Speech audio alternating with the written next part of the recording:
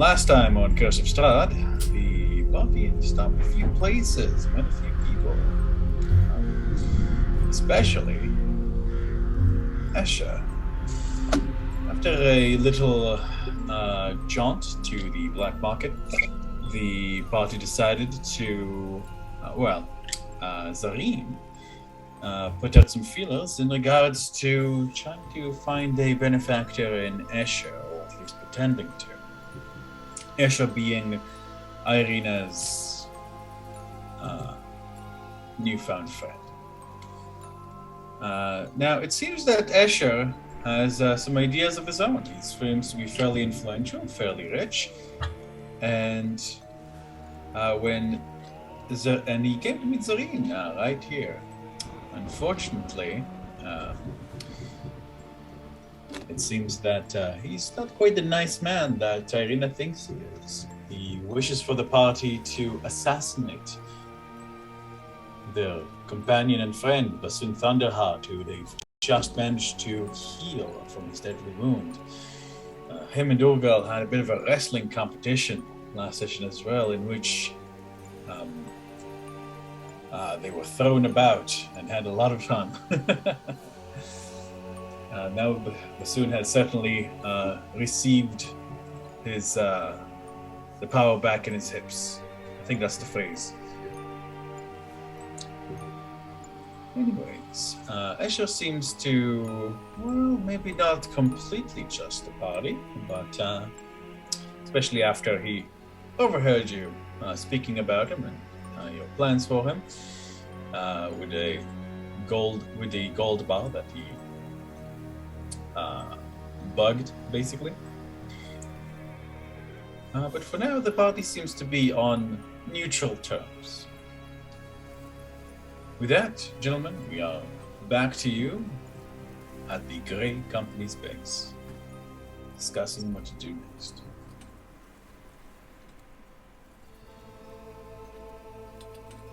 We have too much to do, too many options.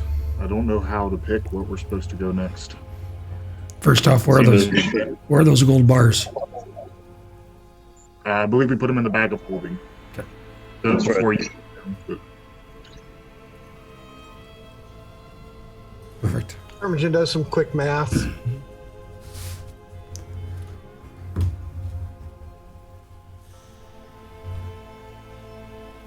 Not so quick math. Not so quick math, yeah. Armigen whips out his abacus. 200 each, so. What was that? 200 each will be your share after we figure out how to break it apart. Okay. I think it might still be magical. We might need the mage. Yeah. At least one of them.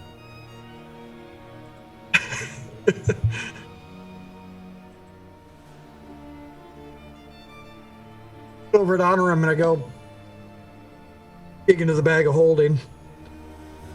What's this? Journal. Get what you can out of it. I don't know.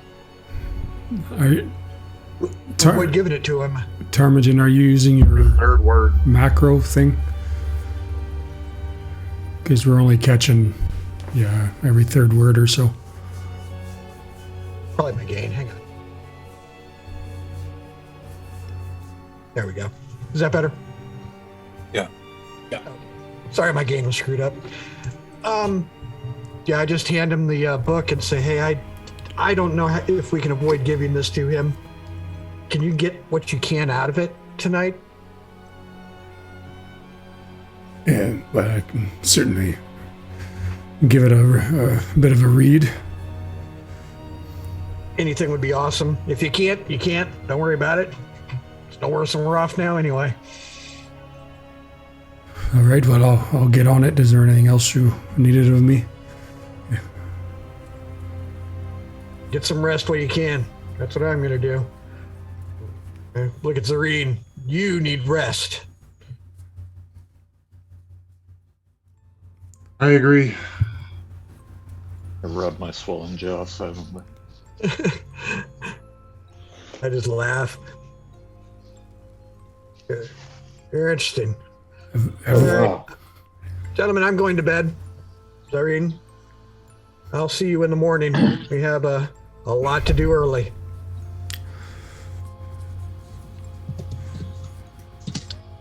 Good night, everyone. Sweet dreams.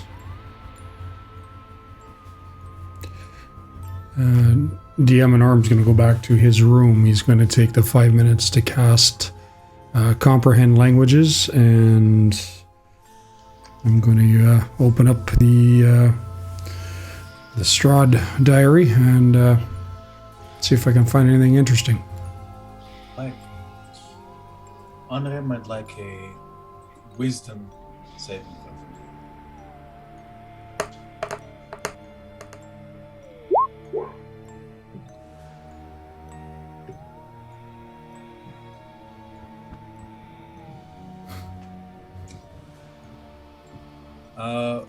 Onorim, so you cast which spell again, sorry?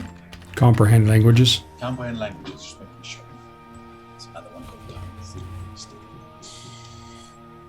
Ready, Onorim. It's your eye. As you open up the dusty old tome, your fingers tingle. This tome contains a lot of power. As a wizard, you know this. The nausea, the sour acid rising to your throat is nearly intoxicating. And it's as if you feel a great fatigue comes over you as you try to strain your eyes towards. You feel like they're dancing underneath them in a confused, jumbled mess.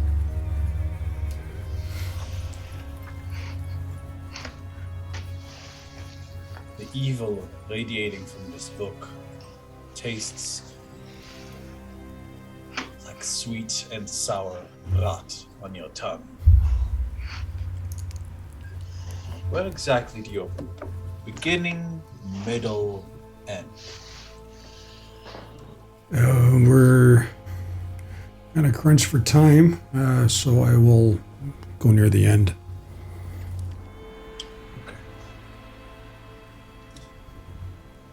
As you go near the end, you look for the most recent parts of the book where they were, the most recent entries. Most recent entry reads as such.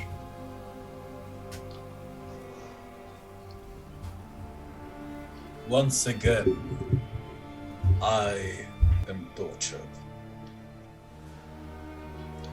Once again, she is back. This one in Vallaki, of all places.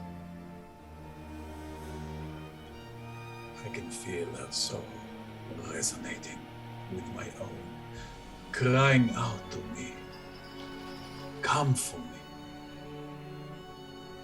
Embrace me. Hold me.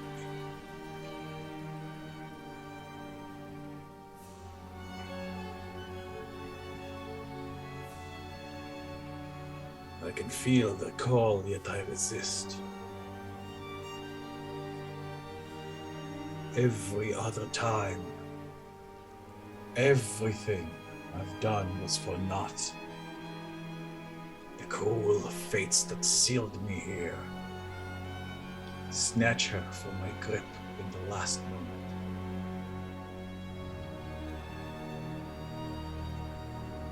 I will try something new. I must try something new.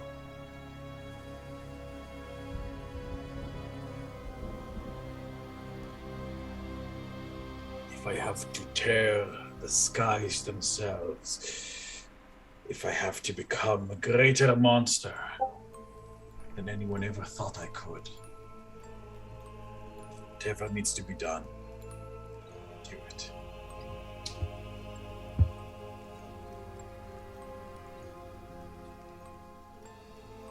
She will be mine.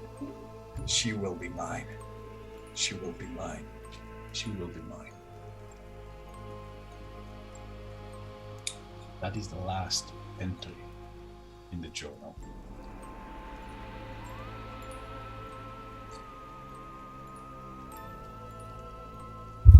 Is there a date on it?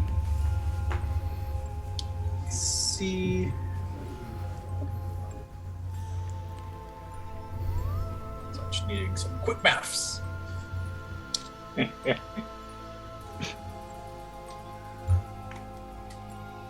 The date reads basically the date, according to the date, this was written 21 years ago.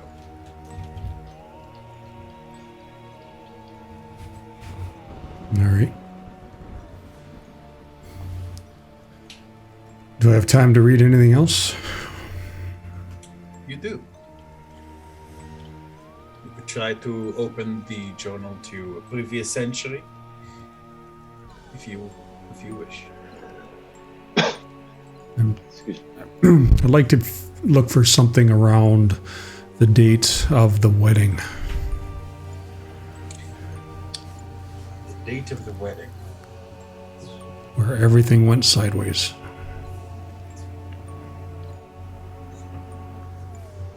As you flip through the book, Onorim, towards where you assume it would be, I'd like you to roll me another wisdom save, please.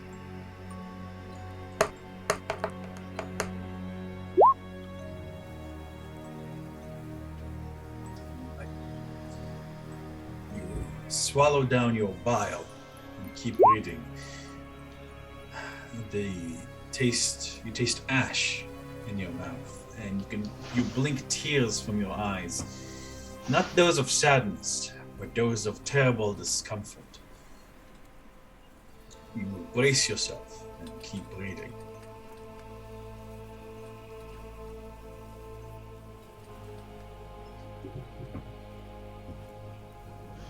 Today, you can see that this entry is written in a shaky hand and is fairly short.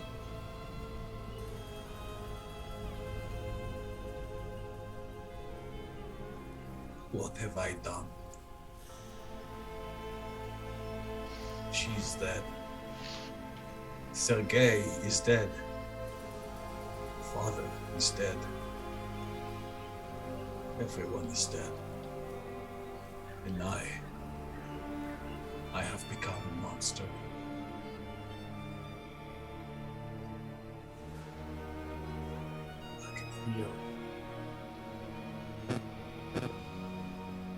I can feel my humanity draining away.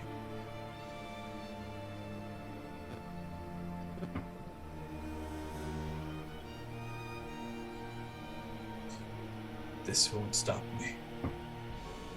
She will be mine. She will be mine. She will be mine.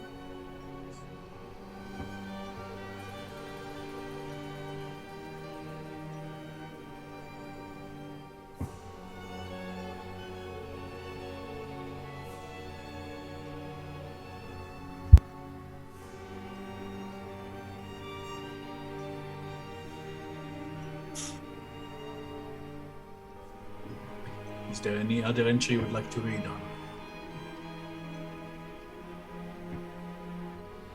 You're muted. Yeah? What do you have left? Onorim. Oh, Onorim. Sorry, Onorim, what was that? What kind of choices do I think I have left? You are in fairly great discomfort, and you could tell that reading this book, the longer you try to read it, the more of a toll it will have. So far, you've managed to resist it, but you can tell that it's getting more and more difficult.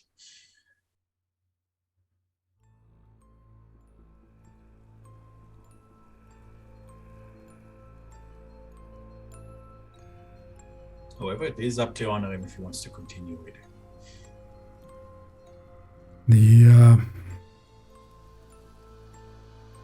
right. I'll take a look at the entry before the one I just read.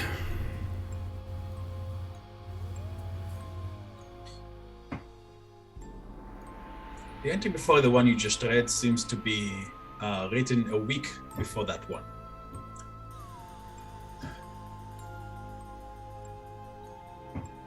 Uncle Strahd, Brother Strahd. She sees me as an old man. I look at my wrinkled, warted hands, scarred, with decades of war, with all the bloodshed I've done for this kingdom, for my people, for my family. My hand shakes. So while Sergei's 20 years my younger remains firm as he takes her small, delicate hand in his and flashes me a smile. You little shit. You think you're better than me? While you were being pampered by father, I was shedding blood and sweat and tears for this country, for her people. You know nothing of the suffering it took me, all for you to snatch this woman and wave her in front of me.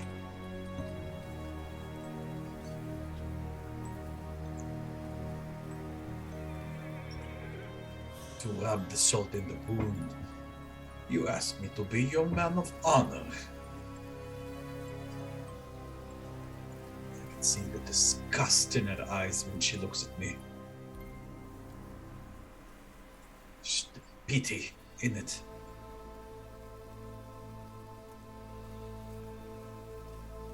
To her, I am an old man, 20 or more years a senior.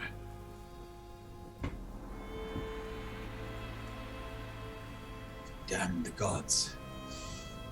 Damn this kingdom. Damn my brother. Damn this wedding. I want this.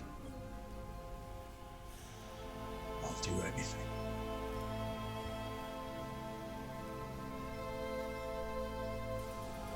Time to consult my old nursemaid. Though father banished her, she talks to me still in my dreams. Lysaga, dear Lysaga, help me. You are my only hope. The entry ends there, and Onorim might like a third wisdom saving throw.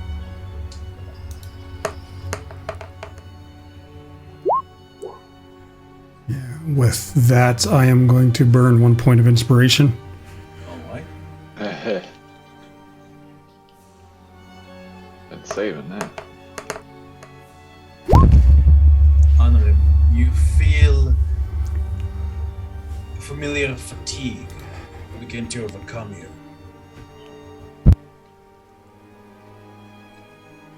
With great willpower, you shake it off, turning your eyes away from the book, calming your breath, and swallowing several times.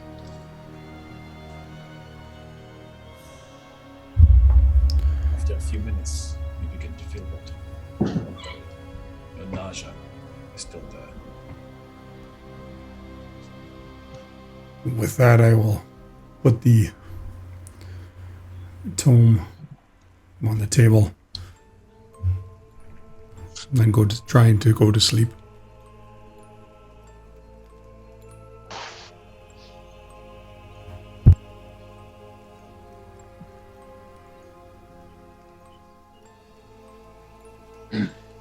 Is there anything else anyone would like to do before we transition? Yeah, into I would the- like to. Varys is going to pull out. He was getting comfortable in his bed, and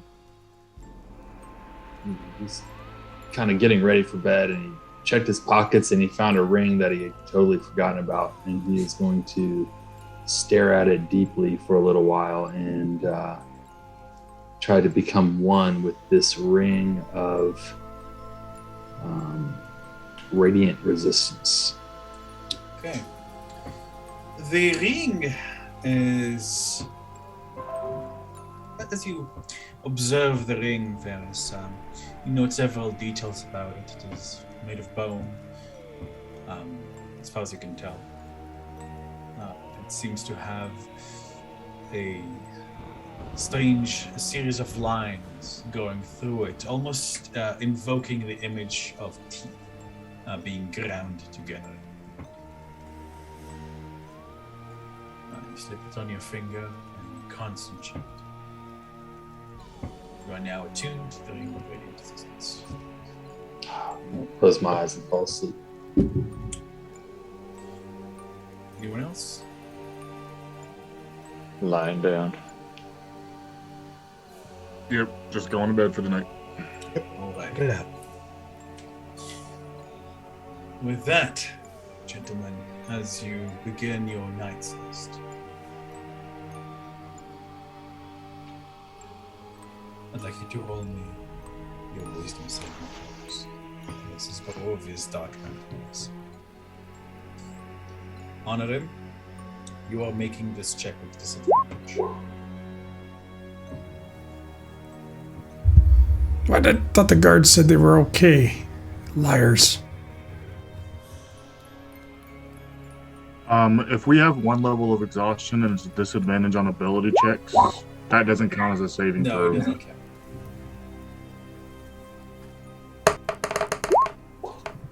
That is true, Onorim, but at the time,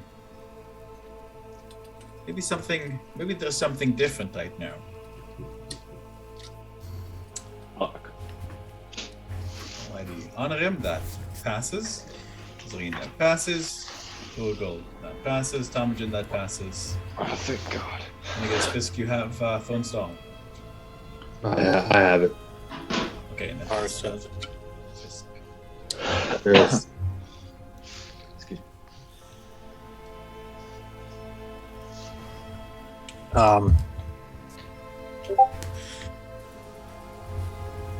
How far away is the church from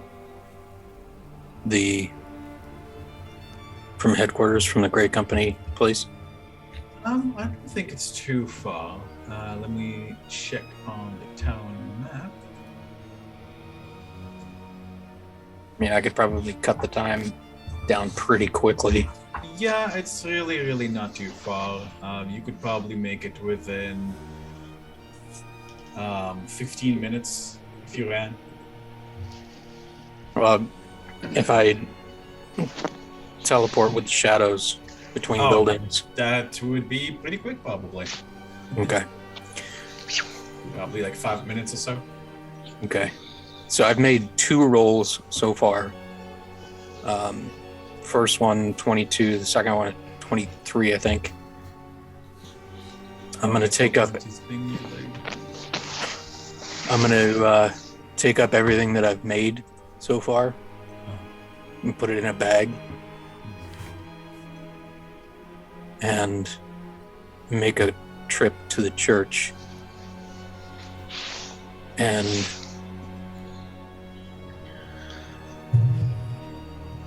probably climb in through a window or something, or just teleport in through someplace I can see.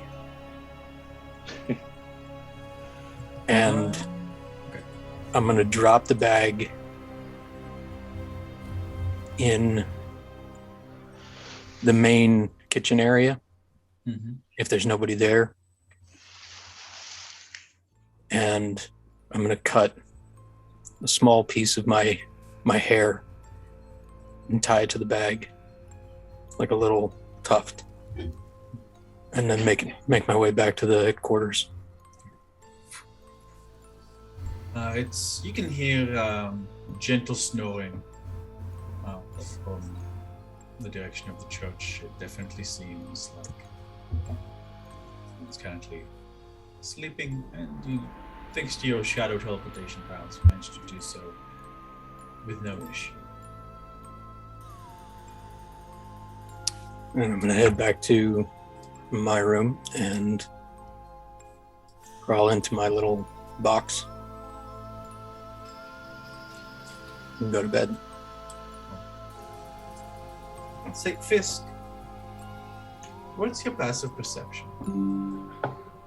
15. In that case, Fisk, I'd say that your senses and your intuition is sharp enough. You didn't quite notice it as while you were at headquarters, but when you went to the church and then went back to headquarters, you definitely felt a certain kind of difference. Like now, while you're in headquarters, it is quiet in your belly. It's like something, like almost like an anxiety attack waiting to happen. You keep feeling nervous, and you can definitely feel that difference as you leave headquarters, go to the church. Like when you're like near to the church, you feel a lot better. But like the closer you get to the headquarters, like that feeling comes back.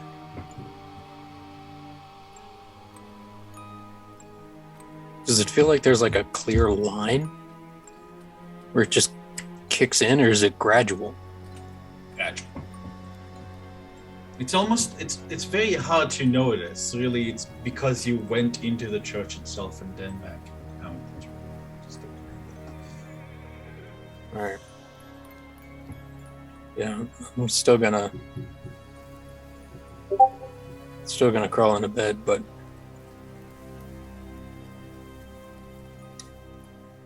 yeah. Alrighty, no problem. With that, Fisk, go ahead and give me that save, please. Some save.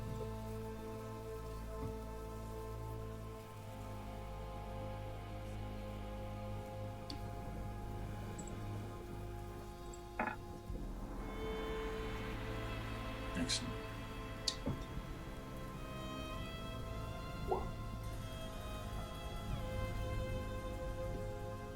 Alrighty.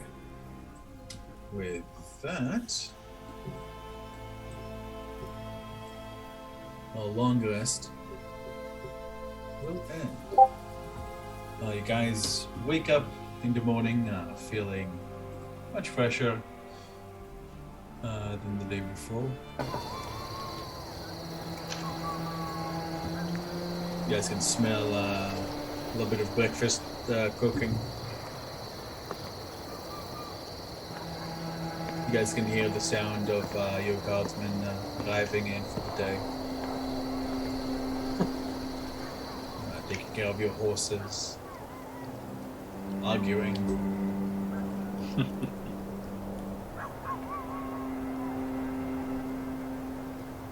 We get the benefits of the long rest. You do, yes indeed. You all passed, Bueno. so if anybody had exhaustion, you no longer have. Or we're down by one, I take it. Yes, you're done by one, sorry. Cool. Who's usually carrying the bag of holding? This guy. All right. I get up, bolt upright, get out of bed, place my feet on the ground, grab the book, still dressed, head out to find Urgel.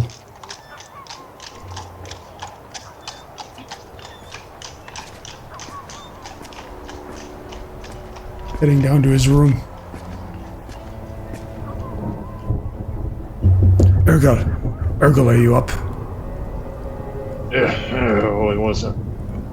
Open the bag, quickly. Okay. I'll grab Run the back in, snatch it up, and bring it back out. I'll grab the book and I'll toss it back in the bag. Everything all right? Yeah. Let's discuss it inside. All right.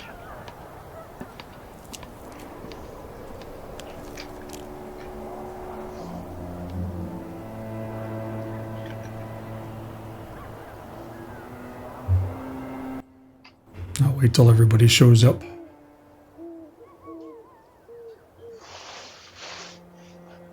I'm down. Where is this? We're going. There you go. Right in there. So last night I spent some time with the book. Let's see what I can recall.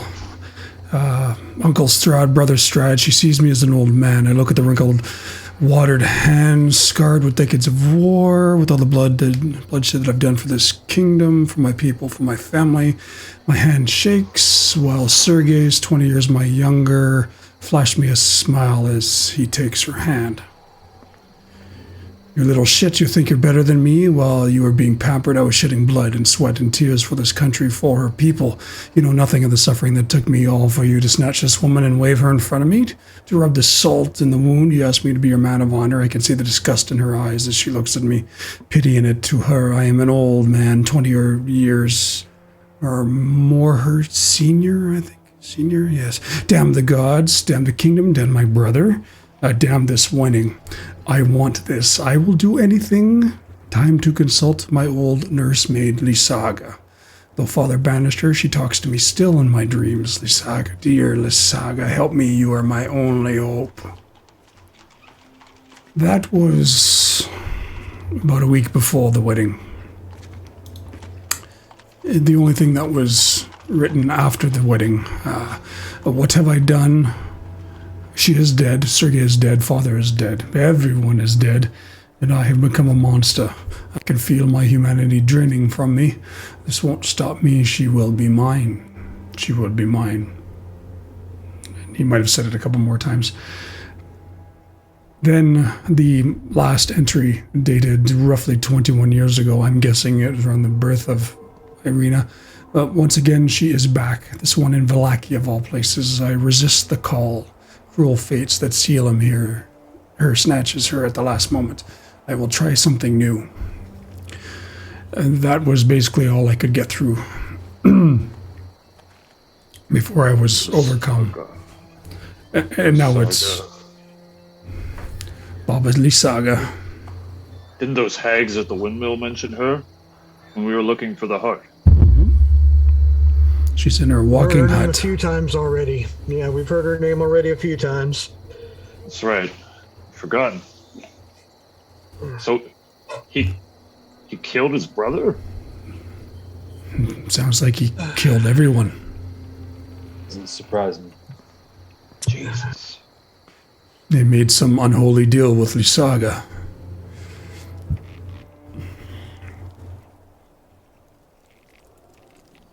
Yeah. It Is she puts us a that step closer. powerful? God. Maybe she's more dangerous than I thought. Well, if she put the curse on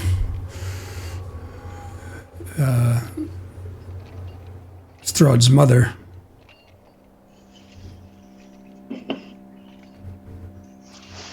Just be wary. Keep what you know close to the chest.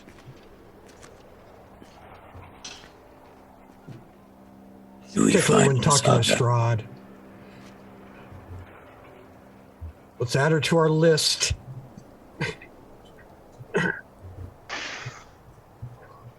When do we stay away?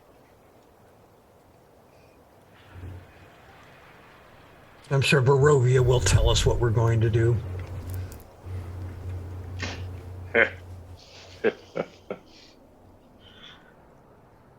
Armigen pulls out some parchment, adds more information to it. Does anyone remember if Irina's meeting us here or if we're to pick her up? Well, Bassoon's supposed to be here. What time is it? Did we get up? It's fairly early. It's about 7 a.m. at the moment. Bassoon said 8 a.m.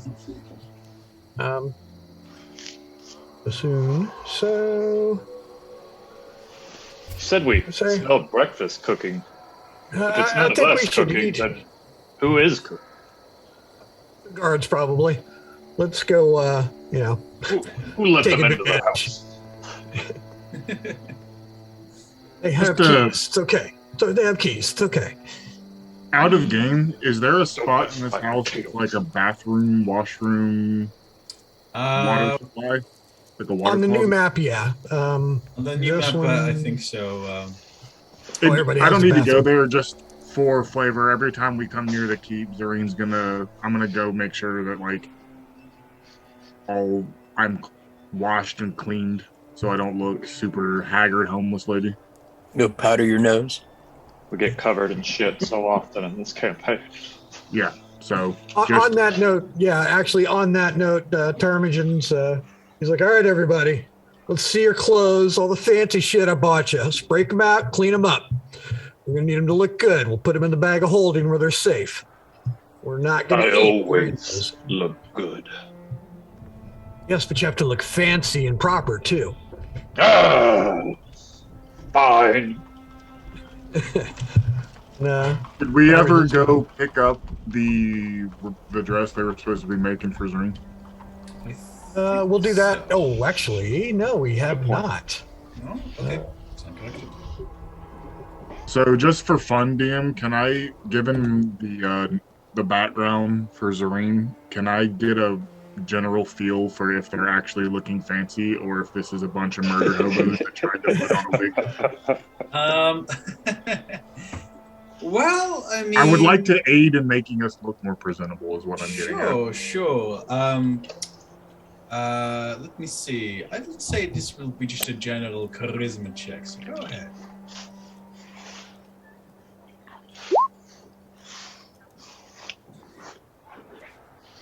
Different cultures, what can I say? Yeah, none.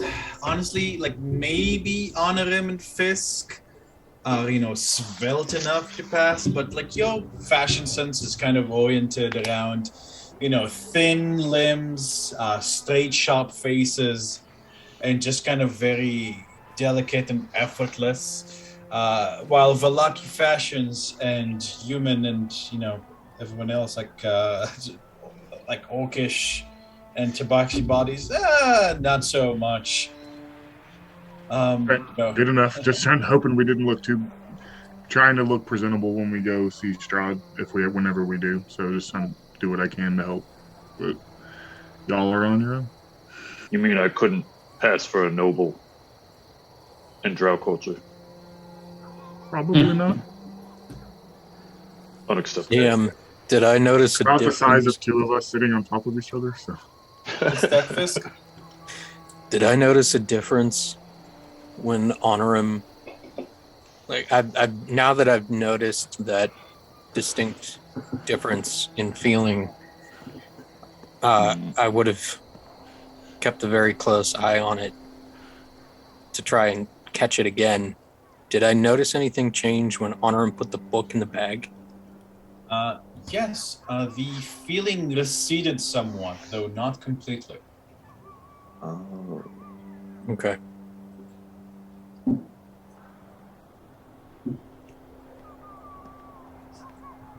Damn. All right. Varys is going to look around the room and he who looks the most battered from their sleep last night, or I guess I'll ask the group. I've got the doll. He just points at Zareen. All right, I'm gonna throw the little nightmare doll to Zareen. I quit playing with dolls a long time ago, thank you. You're gonna want to play with this one. In my head, I go, it lets you sleep without nightmares. Oh, yes, and I'll take it and put it into my backpack. Just go up to her. Came from Thorn. Keep it safe. I pat my bag. It will be safe with me. Nothing will come of it. Thank you. All right, so Termigen's going to look and try help on getting everybody dressed as best as he can. Just kind of more business oriented, but that's his world too, helping everybody out, and then making sure everybody's clothes are put away nice and proper in the bag. Grab some breakfast and wait for people to show up. Can we expedite DM that we just run and pick up the fancy clothes for Zareen? Sure. Do we owe anything on this? I prepaid. No, you guys, you guys prepaid. So I can add fancy drow dress to my inventory. Mm-hmm. Excellent. How's she look when she gets back to Ptarmigan's Eye? Extremely spiffy. She looks really well dressed. Zareen is not an unattractive woman, even in any sense of the word. And now that she has this dress that accentuates her curves and just, generally is well made, it definitely shows off that she's quite an attractive woman. Right. She would not go amiss in any high society event. Does my milkshake bring all the boys to the yard? It brings a sizable chunk of them, yes. Who the hell's that? I go, nice, very good. And I point to the bag of holding. We're keeping them in there so that they stay clean and sharp after our trip. Copy that. And so yeah, I'm we're out just wearing my fancy clothes and my enormous Russian hat. It's just a bow tie. Bow tie and a loincloth. Is this acceptable? I washed it last week. So yeah, I guess we're waiting for Bassoon to show up. Don't know if I guess Irina's going to show up, and then we got to just pick up Lauretta and get the hell out of town. So yeah, I'm going to go start outside and start rigging my horse up for road travel. Soon enough, Irina actually arrives. You guys can see, you guys can hear the guards and her exchanging quick greetings in Barovian. Coming outside, you guys can see she is. It's like you haven't seen her in quite some time. You can see her once again in her armor and traveling gear. Sword at her side. She looks much more like she has a crossbow at her back. She's wearing a very grim expression. I say, well, you look ready for some hard travel? Well, yes, it's going to be a few days travel from here to the castle, so... You have something fancy to wear to dinner, I hope? Yes, I have a big poofy dress that, incidentally, would serve quite well in hiding my armor. Awesome. We're just getting our stuff together, getting ready to head out. We have to stop and pick up Lauretta. Who's Lauretta? Oh, that's a tale I'll tell you on the road. But we have to take her to her family, as it were. On the way. Oh, all right. In that case, sure. By the way,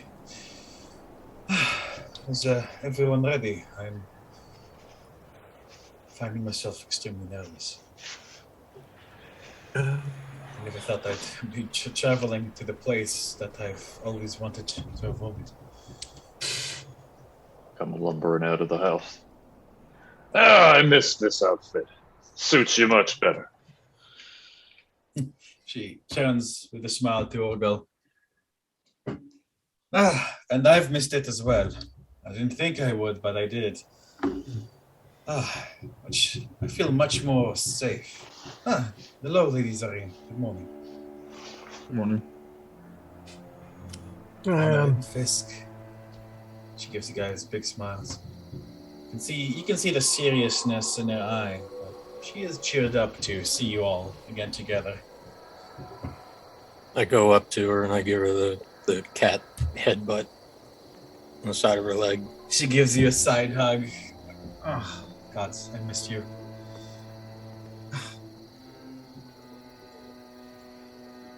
Oh, by the way, I heard from Esho this morning. He said he had a really nice chat with you guys last night. Oh, did he? Yeah, I'm really happy that all of you are getting along. Is everything okay? Perhaps we should discuss this on the road, yes, Lady Irina? Oh, Burn away. sure. If you wish. You may not find we're his biggest fan club. Don't worry about it. She looks a bit confused. Then, like she gives you a bit of a knowing smile. Are you guys jealous? I mean, just because he's a guys. I know. Listen, no one can replace you guys in my heart. Me and Nesha are just friends, good friends. Oh, he even gave me this. She'll draw out her sword. You'll see that her sword is actually different this time. Whereas before she had a very handy and well-made, solid short sword. She now has a rapier. It does not look to be just your... looks particularly sharp and pointy, and you can see that the lines on it are very well made. She swishes it in the air. He gave me a magical sword. One that he brought with him from the outside.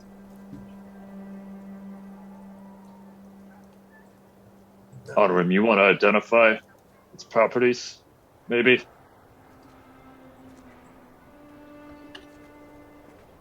Can't hear you. I burst past Tarmagin and Fisk and approach Irina. Would you indulge me, my lady, and give me a few minutes to examine this weapon? Oh, sure. Go ahead. We can pack up our horses while he does that. Yeah. I'll grab it and I'm going to run into the kitchen. Okay. And I'm going to start casting Identify on it. Alrighty, as you begin to cast Identify, you guys hear the sound of dush, dush, dush, dush, dush, like heavy footfalls, and you guys see Bassoon running up the path. Sorry that I'm late. Sorry. No worries. Everything in Barovia makes us late all the time. The kids wanted to say goodbye. And Mother Lucia too.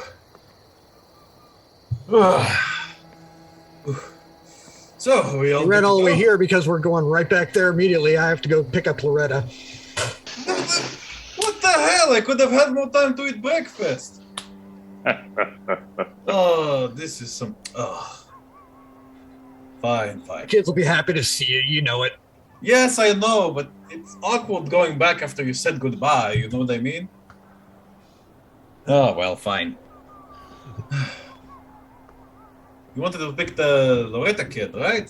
The weird one. Mm-hmm. Yeah. How's she been? Weird. I mean, well, she seems a little bit quiet, I think, but the other kids play with her. She hasn't gotten into any trouble. They don't let her be... Well, I mean, they exclude her from some game. Apparently, she's too good at like hide and seek and tag and stuff like that. Surprised. Yeah, well, kids are kids. Someone's different. They're going to exclude them. Good, I'm going to go. She's much more different than you realize. But when you meet her family, you may understand. Oh. We're uniting her with her family? If we're going to take her home. Oh, that's a noble endeavor. No more stupid.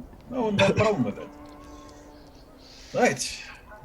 In the meantime, as Bassoon chats with you guys a little bit, Onorim, you identify this rapier.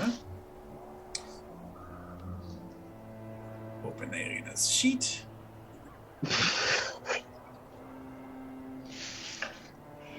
Ultimate is being a little slow as it swans.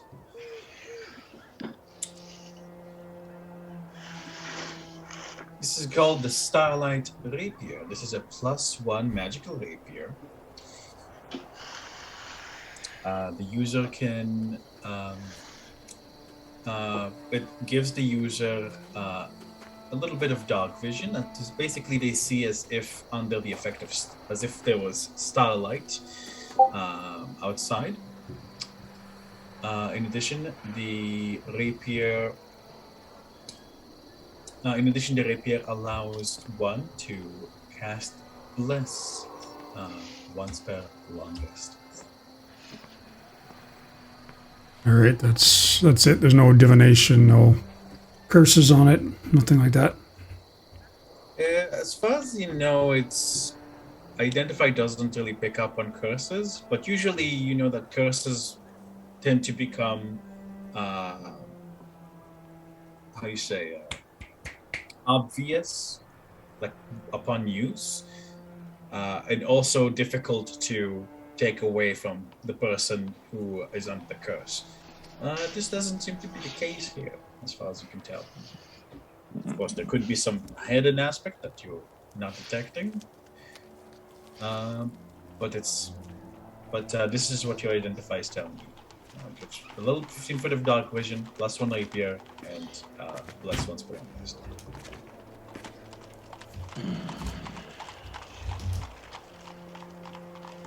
All right, take it back out.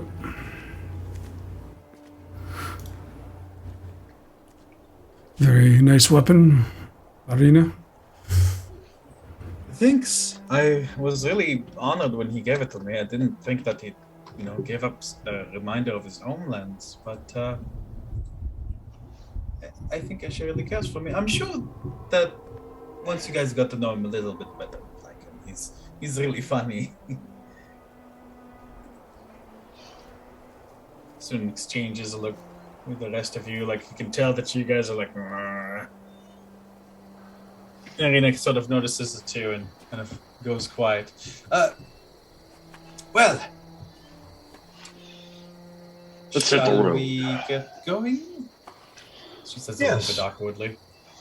Yeah, let's go pick up Lauretta and head out of town. All right, lead the way. Bassoon, do you have a horse? What? Yeah. So, Bassoon, do you have a horse? No, he said, shit. We have spares. Sorry, we got an extra. That's why I'm asking.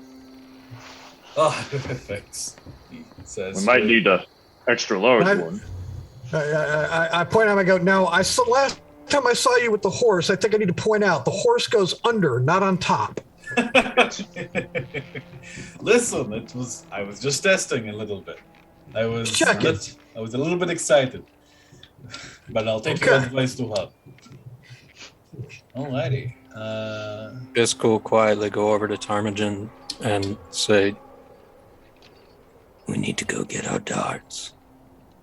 Smithy." Ooh, the saw speaker. We'll hit it on the way. It's on the road. We can grab them on the way. Absolutely.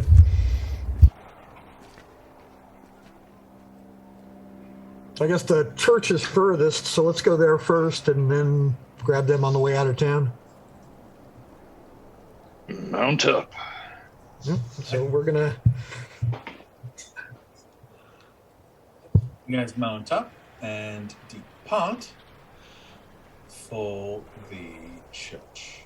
Sindra.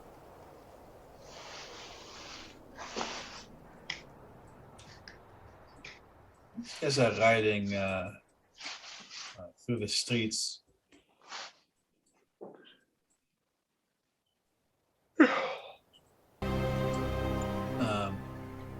People are smiling, waving to you guys. You hear a couple of calls of Lady Arima. People recognize her behind you. Since she's already pretty popular.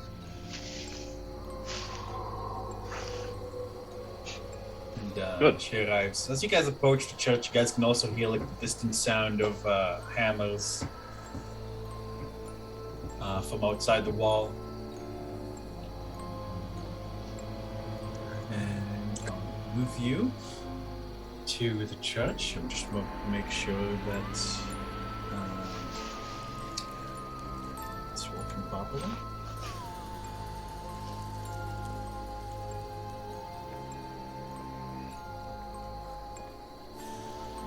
Yes.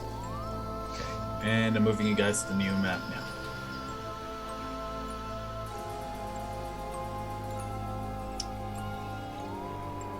Looks slick, huh? I'd like to give credit to to Onorim. Kevin, thank you for this amazing map. It's really beautiful. I absolutely love it. I haven't moved. Oh, are you guys unable to see the map? Hasn't loaded yet. Still looking at Balaki. Okay, I think. Hold on, I'm gonna reload roll 20. Okay, you do. I'm gonna say nothing's changed, really. What do you mean? Look! Thanks, Kevin. Look at the church! Thanks, Kevin. It's beautiful. It's awesome. Those arches. Well, now there's pie on my face. One moment. It's loading, it's loading, it's loading.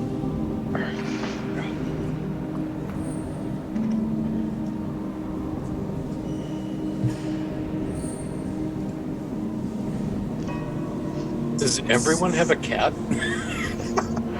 I'm house sitting for a friend of my dad's girlfriend. Oh, okay. I wish I had. I used to, but she passed away. I'm sorry to sorry to hear hear that. that. My grandma. That was a long time ago, but I'm a big baby when it comes to This one's And- ridiculously sweet, but very needy. I had to leave my cat in North Carolina, so I am catless. Well, my grandma stole her, so. There we go. There we Oh, go. that is clean. Yeah, so all credit to Kevin.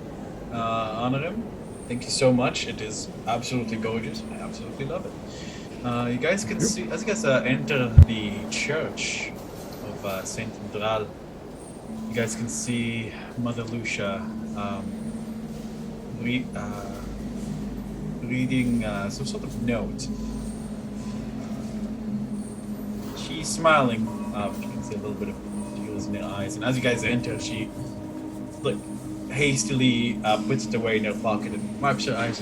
Oh, everyone, hello. Good morning. Good morning to you all. Lady Irina. Oh, soon? I thought you How's she look? She looks. Sorry. She looks good. She looks still like she's recovering from the effects of the Soon's ritual, but she's looking a little bit better. Good. I Let's your will.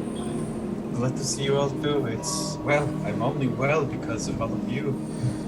The children are sleeping peacefully, and I did too. Ever since you've returned the bones to us, it's been good. It's been good. look. I go.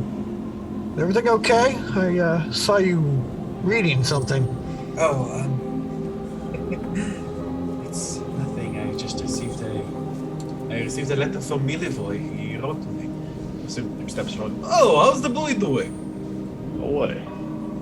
Well, he's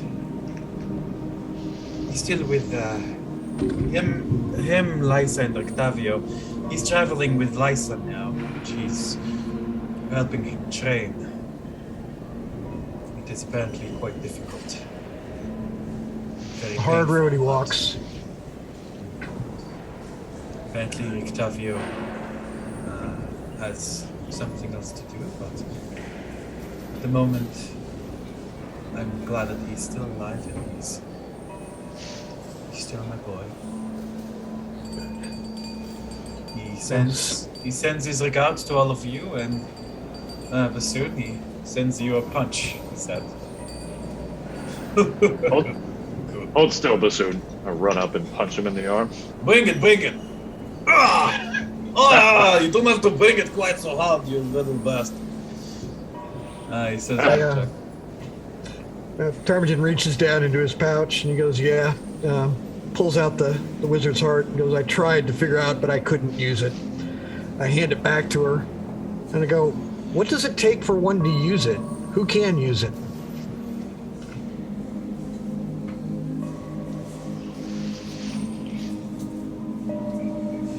I hand it back to her.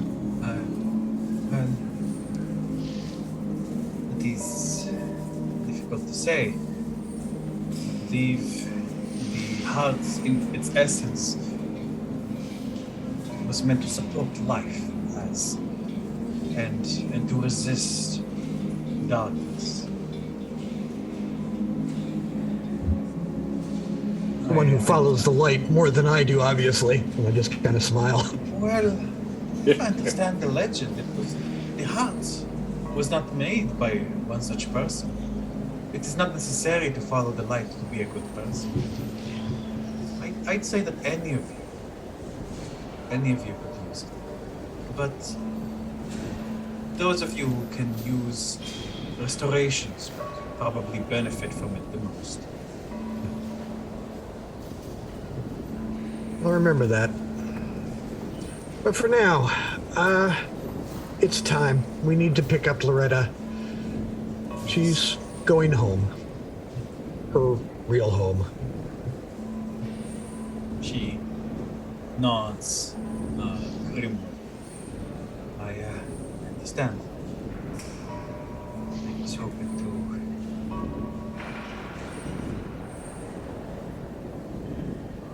to...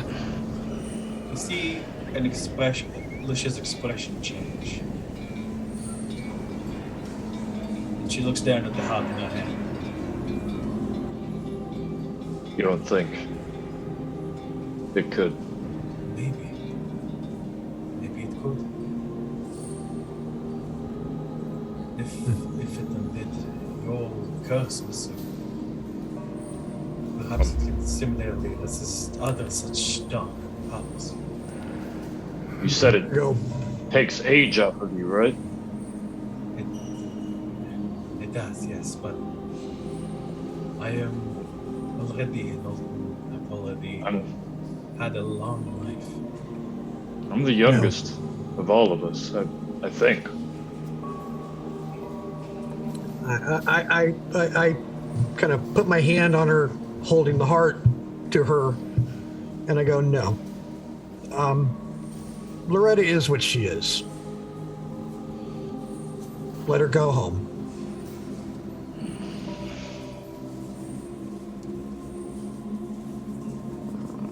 She's not yet. She is not yet one of those things, she says. But Aina looks quite confused. As Bassoon does as well. And so does Zareen, because she was not with you during this whole arc. Oh, yes. I'll tell you later. I would never forgive myself if I did not know. as a child.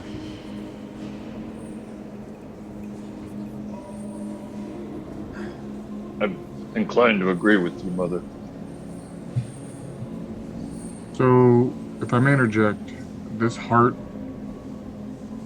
helps you cast a spell, or cast a spell in exchange for life? So, what it does is when you cast a spell like Heal Wounds or Healing Ward with the heart as a focus, the spell will restore maximum hit points. You don't need to roll the dice. Okay, I got it. Well, maximum hit points on the dice. That is right. 1d4 would count as 4. In addition, the heart empowers to cast break dark power curses, which normally are not breakable with remove curse, although at the cost of the caster's life force. So I don't have to know like greater restoration. I can simply use this as the spell, essentially. No, it doesn't. Focus? It doesn't let you know a spell that you don't already know. It doesn't let you know a spell. It's like a focus. Yeah. It's I like got a you. focus It's a focus like with other benefits as well. So basically, to use it like as a greater restoration spell to break a curse, you would have to already know greater restoration. Greater restoration, right? Yeah, or remove curse. Like, for example, remove curse normally wouldn't be able to do that, but like with the harp as a focus, remove curse can break those kind of curses. Gotcha. If there's like curse in hell, I could really use it then. If the curse is powerful enough, you lose a death saving throw. Is that right? You lose 5 of your max HP. 5 max HP permanently. Right. Yes. So in breaking Bassoon's curse, Mother Lucia lost 5 max HP. I see. I look at everybody and go, if we were to do this, somebody pays a steep price, and then we have a life debt or a bond that we're violating. Not if we look at fucking Fisk. kill him. Does that break it? I don't know. Just a matter of time. Well, I mean, how can you owe a debt to someone who's in the fucking dirt? This is Barovia. Oh god. Oh, sorry. My apologies, Mother. Thank you. Arena giggles. I look at Mother Lucia and I say, we made an agreement. They hold our last breath if we do not return her. See. Well, that does complicate things. A little bit. We can always return. Does she grow worse? Do we know when this happens? I'm afraid I can't be certain.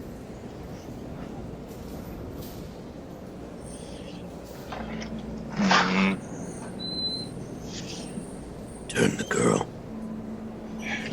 Doesn't seem right. Fulfill the contract. Kill them. Bring her here.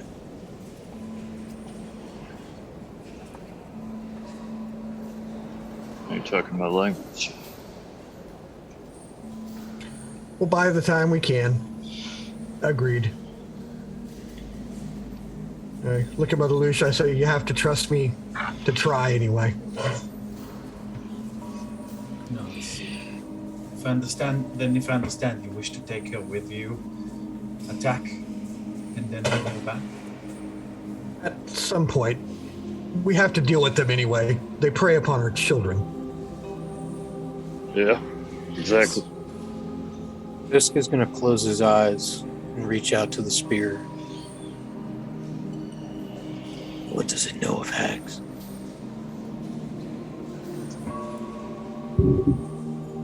Horrible creatures.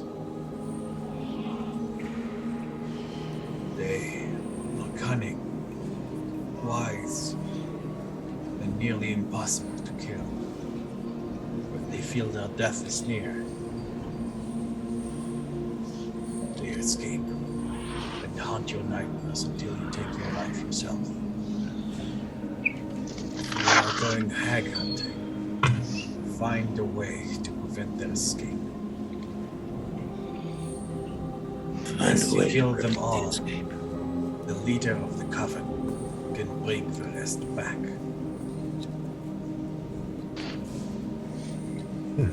Leader can bring the rest back. Sorry, Fisk, could you repeat that? So, the leader can bring the rest back. Yes. I'm saying some of this out loud for the group. Yeah, that's what they said when we left last time. I don't think we're equipped to deal with them yet anyway. Fought these hags before. That means and survived. That means they would know you are coming. Oh, we agreed to come. They would not be the same as the last time we faced them. Oh no. That's a good point. No. We simply drop her off. We We'll return to visit that later. We have a pressing matter we have to attend to immediately. So let's just ride. Yeah, I says, yes, could you please get Lauretta? We will do our damnedest to bring her back. But if not, then she's with her own kind anyway.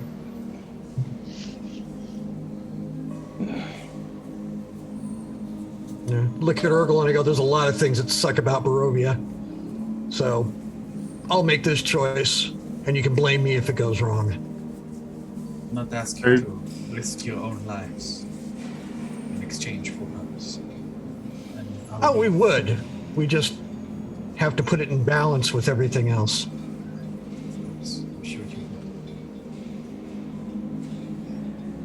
would. You are a cleric, lady. Yes, I am a cleric of the morning. I've known many clerics in my day, and they know powerful magic. If these hags could spy on us from afar, do you know of a way to stop that? I have heard others know such magic. There are some ways to do so, I believe. Magic is, after all, a powerful force, although I'm afraid my abilities are centered around healing and restoration. I'm afraid I am not talented in such magic, encountering such magics. Do you know of anyone in town who is? And I look back to Irina. Do you have any mages on your staff who would know this type of magic? Not really, as far as I understand. Lady Vactor was two people in the city who could cast magic. Ooh, you know who could? Achy knows a little bit of magic. Maybe he could help us. Perhaps he could, and I'm gonna fake my happy. This is a great idea. That would perhaps be great. Perhaps you could. We could all have lunch someday, and we could discuss this possibility. I'm afraid that might have to wait, though. All right, that's a great idea. I just give her a smile, trying to fake. So should we call Achy, or is that? Or do you want something else? Maybe we'll have a dinner party on our return. A return home party. I think that might be appropriate. That would be appropriate. That would be a great idea. I'll have my people call your people. And I laugh. Mother Lucia. I'll go and fetch the child. I believe right now they're having a bit of a rest. Of a lesson, sorry. They're having their morning lessons. She quietly enters. Onorim, do you wish to follow? Sure.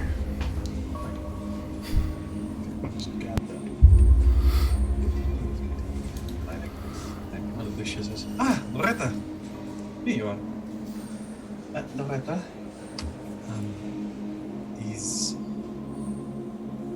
good people who you already know are going to take you home to your family. Lauretta looks at you guys. Oh, you're going to take me back to my dad? Their family, sweetie. We haven't found your dad yet. Oh, but my dad just lives outside of Little Barovia. He's dead, isn't he? We don't know that either. If he wasn't, would you take me to somebody else? Well, we're going to be riding south. We haven't had a chance to look very much yet. It's not been very long. Can't they stay here then until you do? Well, we found family that wants to take care of you. She looks up at Mother Lucia, who kind of kneel and give her a gentle hug. Dear, these are I assure you that they would never take you to harm.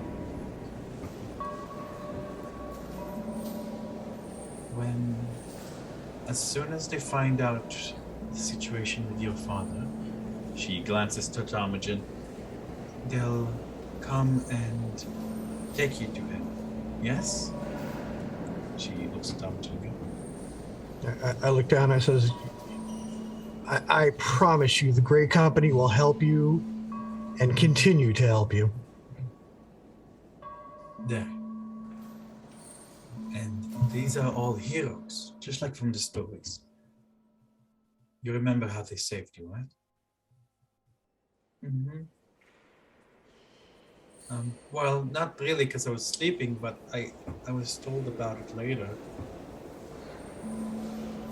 Hopefully it won't be so scary this time. It should be good. We just have to ride down the road a little ways. Hey. She'll hug Lucia back. I'm just going to say goodbye to everyone. You do that, my dear. Lauretta turns and moves into the living quarters where you guys can hear like the muffled sound of a lesson going on. You guys can hear Governess Victoria's voice. You guys can hear the muffled children. Mother Lucia turns, as you guys are waiting, Mother Lucia turns a concerned face to you. Quietly says,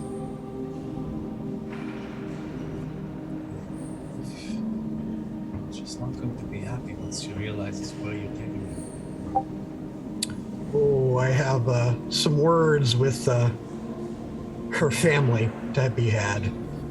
They had better be on their best behavior.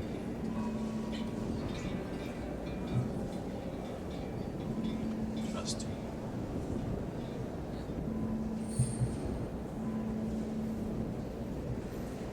I don't think she's an evil child. Like any child can be evil. Whatever she is, whatever she might become, does not sit well with me to judge her as that.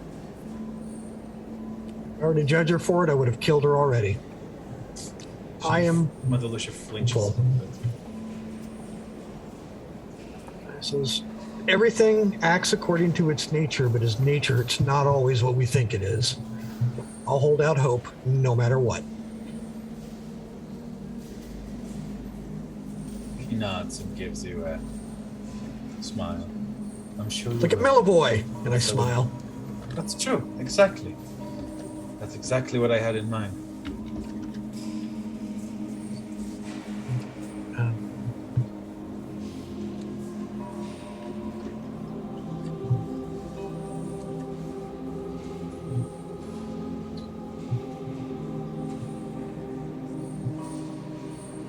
He sighs. She's about to say something else, and Lauretta comes out, holding a little bag at her back. She's smiling. Everyone was really nice, and Governess Victoria gave me a piece of candy for the road.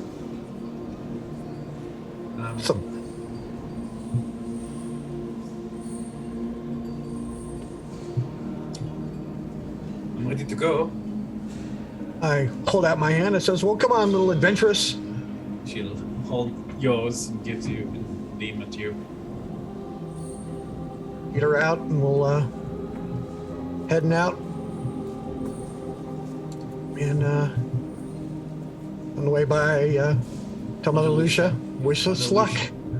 Mother Lucia will go with you guys to the front door and sighs. She says, "May the morning Lord light your path and keep you warm always, all of you." And I said, I'm going to have to have some words with the Morning Lord. Have to have some words this Morning Lord someday. And then I head on out.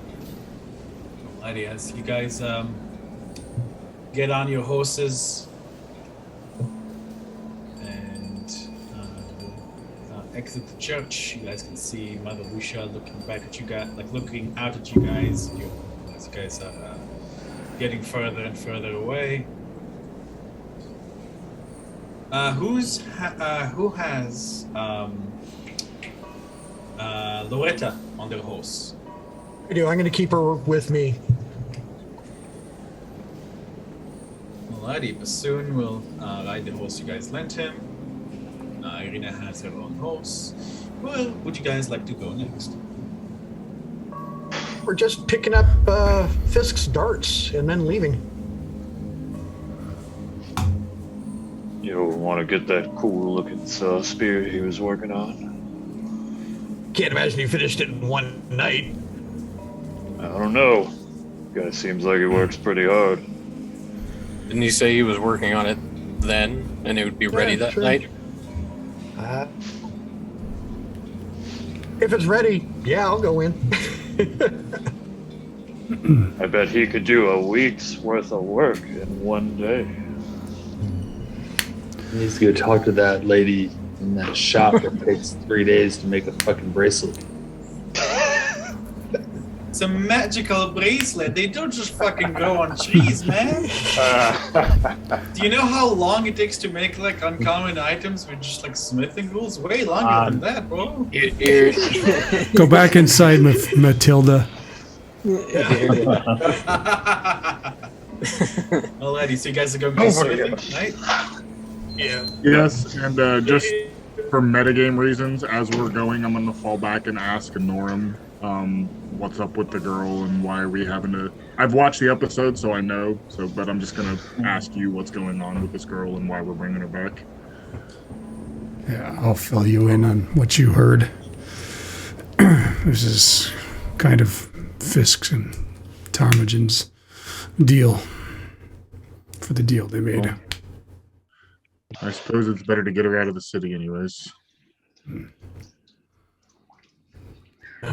So you would not have made it this long.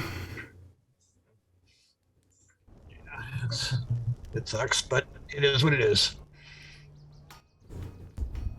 As you guys approach the blacksmith, you guys can hear the dun dun, indicating he's working on something, and you guys enter his the blacksmith's shop.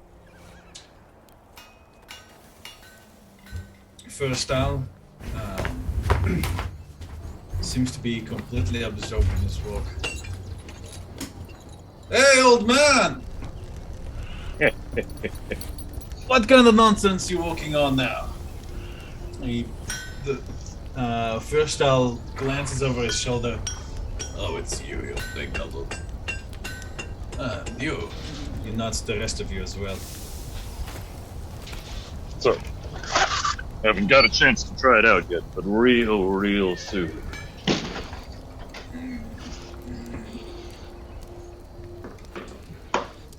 She wants to be swung. She wants to be used. Hey. You there, Yatman. He'll indicate the table over there. Dots are well and ready. You work fast. He'll give a satisfied grunt. We'll collect them up. It Says, was well, blessed by the god of iron. Like the day of my grandfather.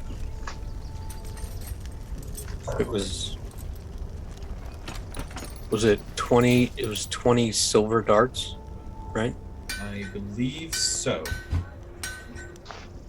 You can see that he added a bit of a spiral to them in order to increase like the penetration a bit more. They feel a little bit heavier than your regular darts, but you feel fairly safe in your hands.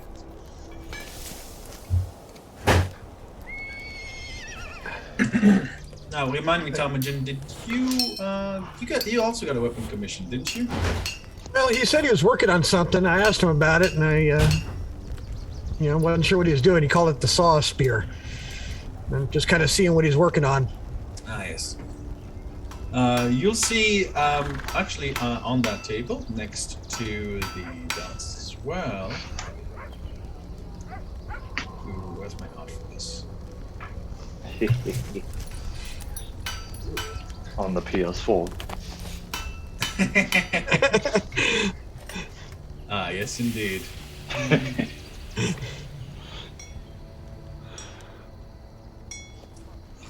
Too big. The stats for these are basically the same as regular darts. They're just silvered. Mm-hmm. Okay. Muy bueno.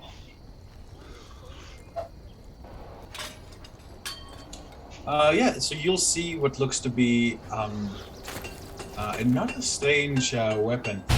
This one seems to be to have a wooden handle with a sharp sawtooth blade attached to it. You see where the blade comes to a point. It looks thin and rather maneuverable, if somewhat complicated. But it doesn't seem like it would be past you.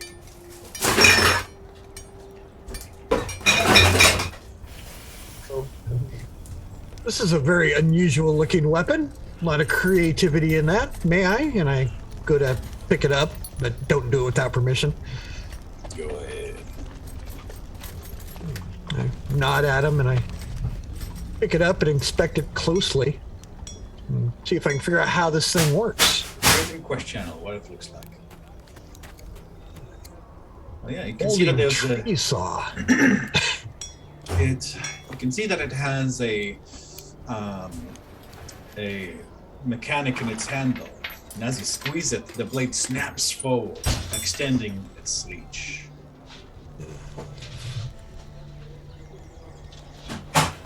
Maneuver it around. Doesn't feel like a heavy big weapon. It's nice and no, it feels fairly. Is it versatile? finesse-like is, I think, the word. It is versatile, yes. And what was the question? Sorry, from you, Tom. Finesse? Is it a finesse? It is finessable, yes. Ooh. Armigen smiles widely. He goes, I like this thing. This is a beautiful, beautiful weapon. So what's it going to take to get this in my hands to test out? That'll be 35 gold. I just reach in, pull 35 gold out, and I go, no questions asked, my friend. Thank you. And, Nods. And take your gold.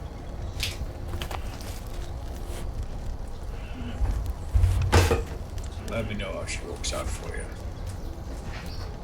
certainly will. Werewolves, they don't care about regular weaponry, blades of iron, steel, stuff like that. Silver, for instance, might good. Magic does too, but those are both in short supply. But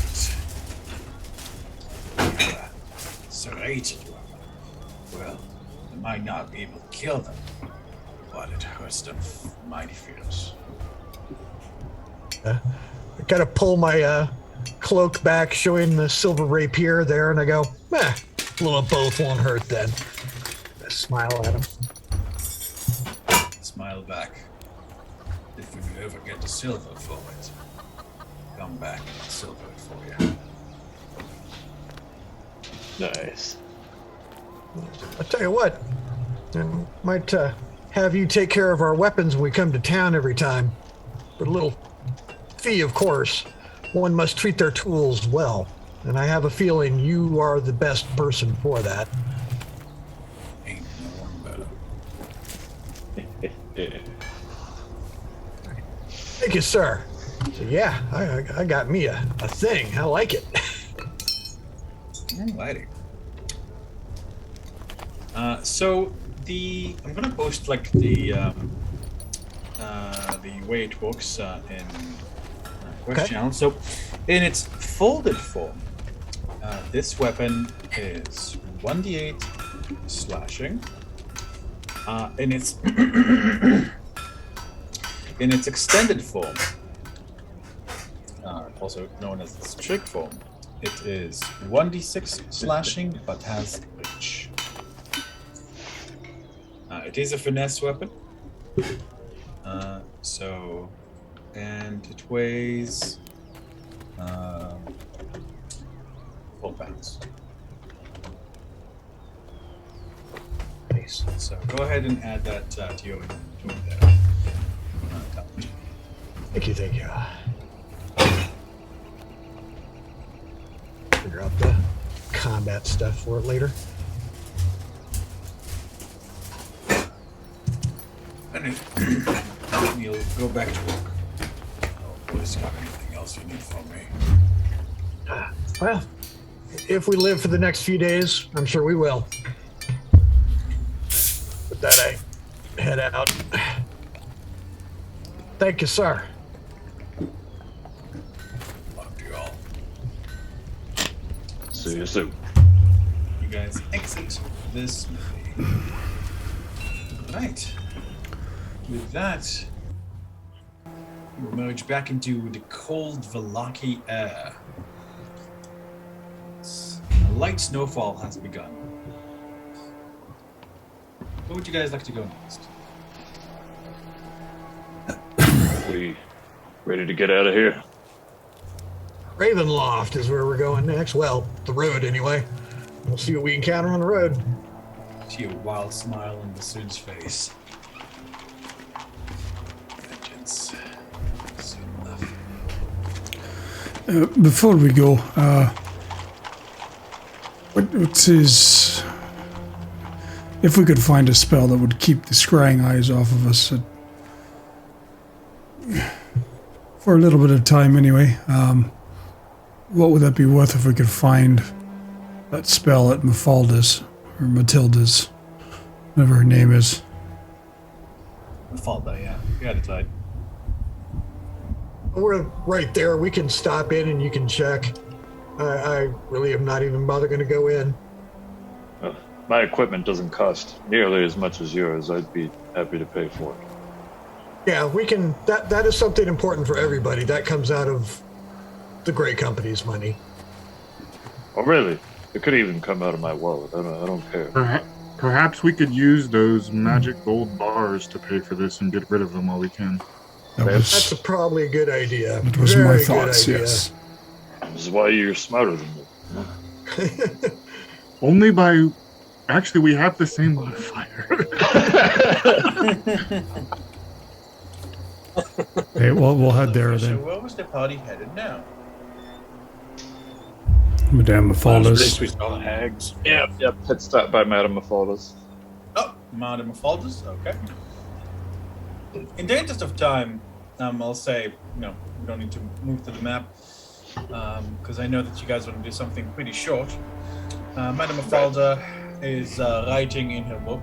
She looks up as you guys enter.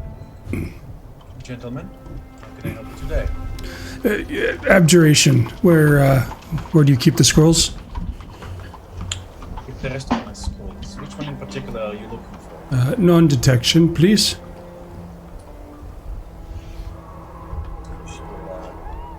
Level 3. Right there in the middle, she'll gesture and you'll see a skull float up in the air towards you. Cost. Well, being a level 3 skull is going to be expensive. Are you sure you want to hear it? I just bought 2 yesterday, so hit me with it. That will be 1,100 gold pieces, please. You've literally gone up 100 gold pieces while I slept. Not every spell is going to cost the same. My treat. I'll buy it. I got these gold bars. Indeed you do. And I'll pull 2 of the gold bars out. Let me cover the 100.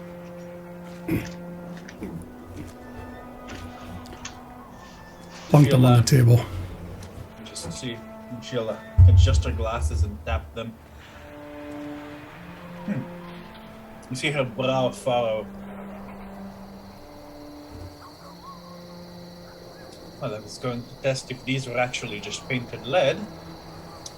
Why have you enchanted these with the listening and speaking spell? You'd have to ask Escher. He's paid us in this. I see. So I'm sure you can free to remove them. But just ask him now.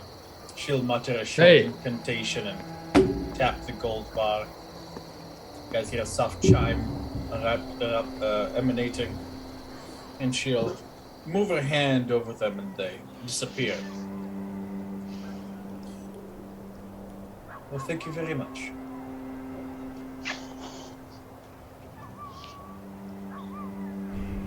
I'll pull out the extra 100 and hand it over. Is there anything else I can do for your gentleman today? Do you have any healing potions? I believe you gentlemen bought them all last time you were here. Right. I thought maybe you'd gotten a stock this morning. All right, that's good, thank you. Good day. Tuck it in my pocket. Thank you, Orgo. And head back outside. Okay. You guys, remount. Where to next?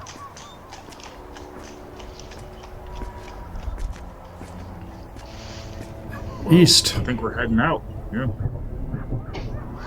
Alrighty. Last place we saw the hags, right? The windmill. Ye old windmill. Yeah, it's on the way to Mr. Strahd's domicile, so yeah. As you pass the guards, Irina gestures to them, and they bow and open the gate. Good luck, Lady Irina. Good luck. Hold it down for us, boys! Will do. She'll nod to the two of them and smile. You guys, here the gate of Lucky close behind you with a heavy thud, and with that, we're gonna find ourselves on the old map. Ooh, hey, DM, just for fun while we're doing it, while this is loading, with the libraries that I had access to in the Underdark from my family, would I know anything about hags? Weaknesses, vulnerabilities, mythology, whatever? Give me a nature check. Hags are not exactly something that the undercommon, the Underdark really has to deal with all too much.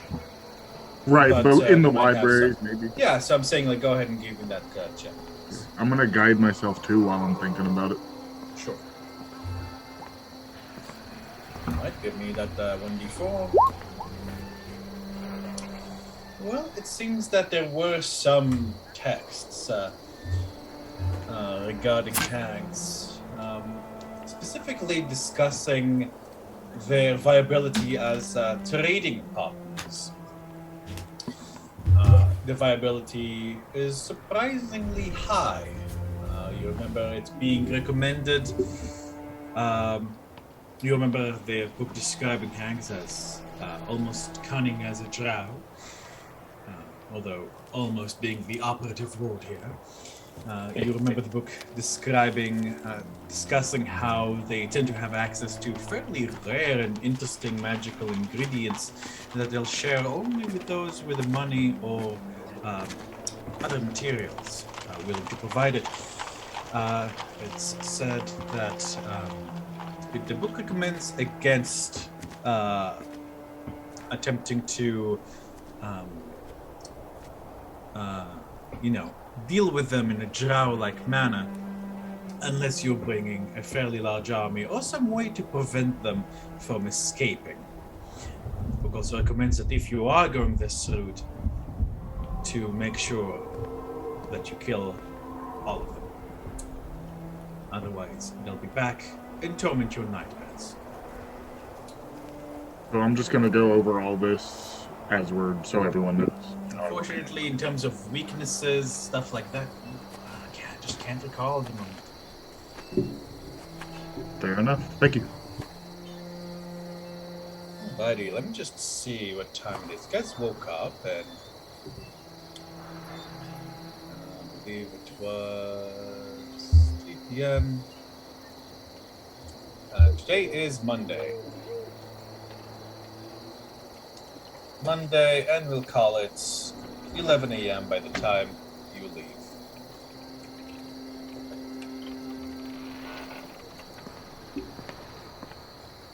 Let's see now. You guys are all mounted on horseback, so you have a pretty fast rate of travel, so we're going to call it. Each hex is only going to take half an hour. And yeah, you guys travel for about 3 hours, and already you feel like you're making some quite good progress. Nothing seems to approach or attack or present itself as a difficulty so far.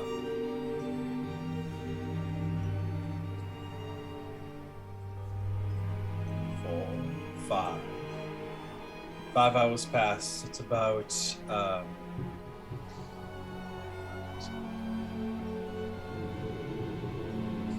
4 p.m. right now. It's starting to get a little bit darker. It's a little bit colder. Thankfully, Lauretta, Irina, and Suno packed all the weather gear, as they are all natives and need to prepare. 6 p.m. Still nothing. 7 p.m. It is now very, very dark.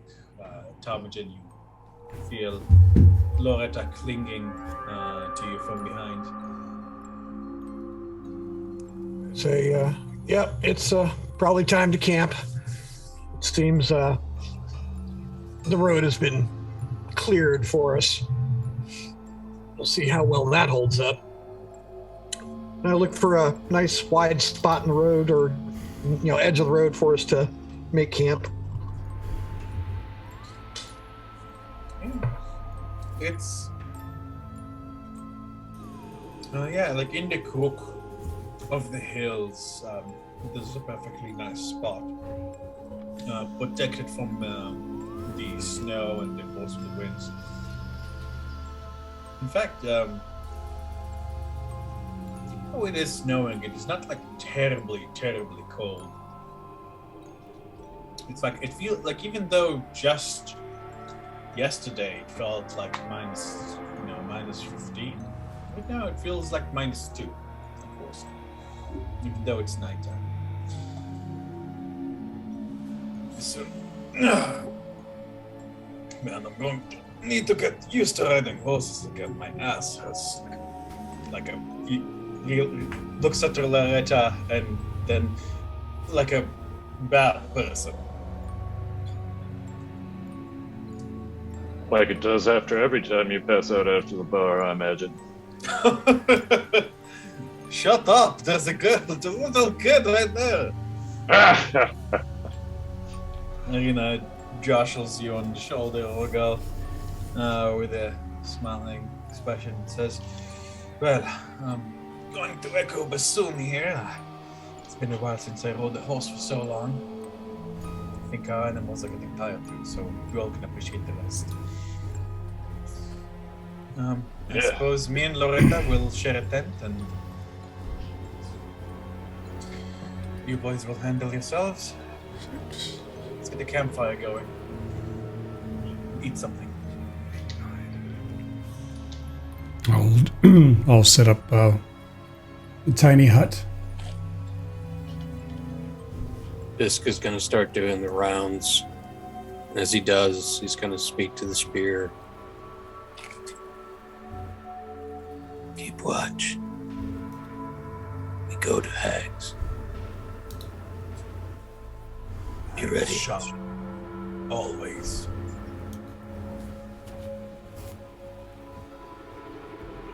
And I'm going to basically do perimeter watch while everybody's setting up. Sure. Orgal, go ahead and give me a perception check, if you please. Sorry, Fisk. I meant Fisk. My apologies. Yeah, let's make it sure. I'll just Sorry, wait a second. No, I had a bit of a brain fart. I apologize. No worries. It's like I can, but I don't know. Alrighty. Thank you, Fisk. Fisk, you notice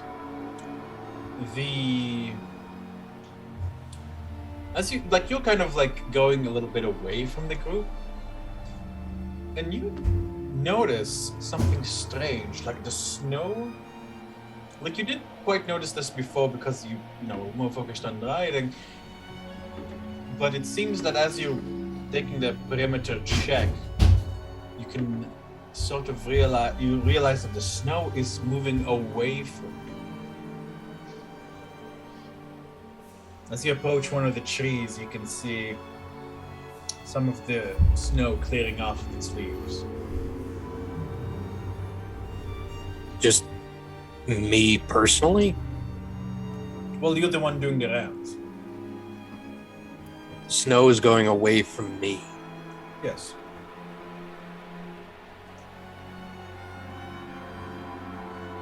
I look up. Do I feel it falling on me at all? No.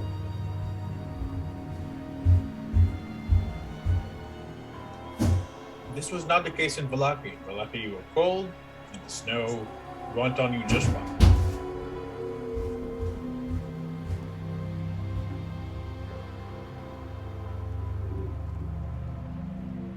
I look around. Do I see anything doing this? Dark? As far as you can tell, no. You don't see any creature or any obvious outside force that is causing this problem. I go back to the edge of camp. I don't break.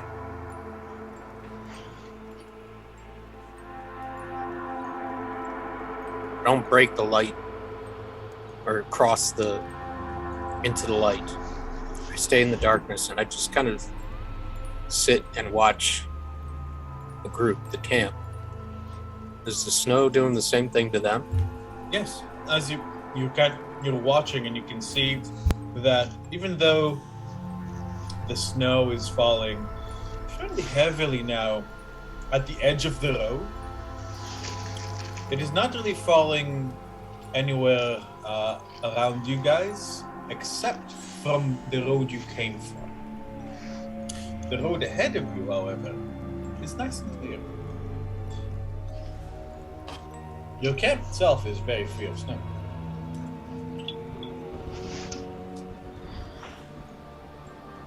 I don't feel any fiends. I don't feel anything from the spear. The moment it seems to be quiet. Okay. I don't come back to the group just yet. I keep going around. If anything changes, keep looking, watching.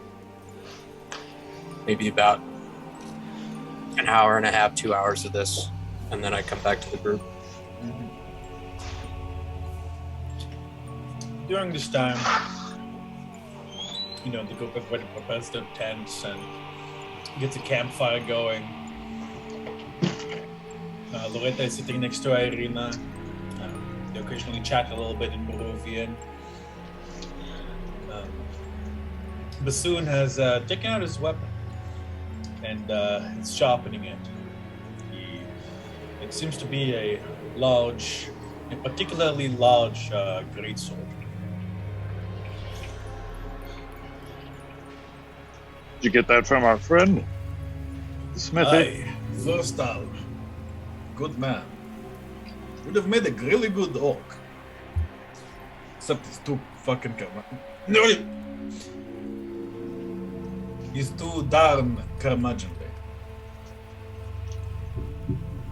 Irina shot him a very acidic look. Does that one have any special tricks too, or is it more standard?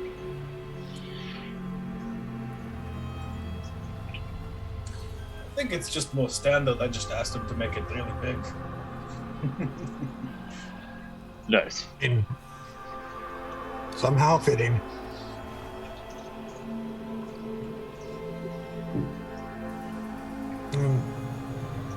I'm noticing Fisk is, I can't see Fisk still.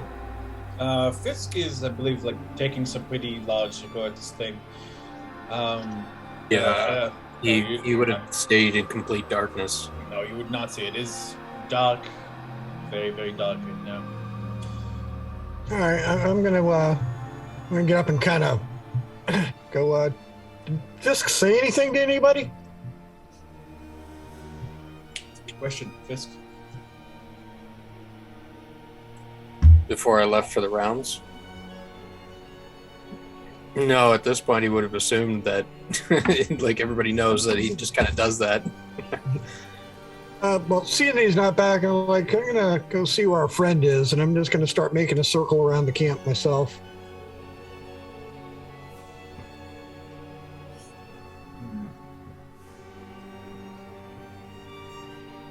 Do I see him do this? I'd say you would, especially since you have dog vision and he does not. I teleport over to him. Like, no, he does. He does. Yeah.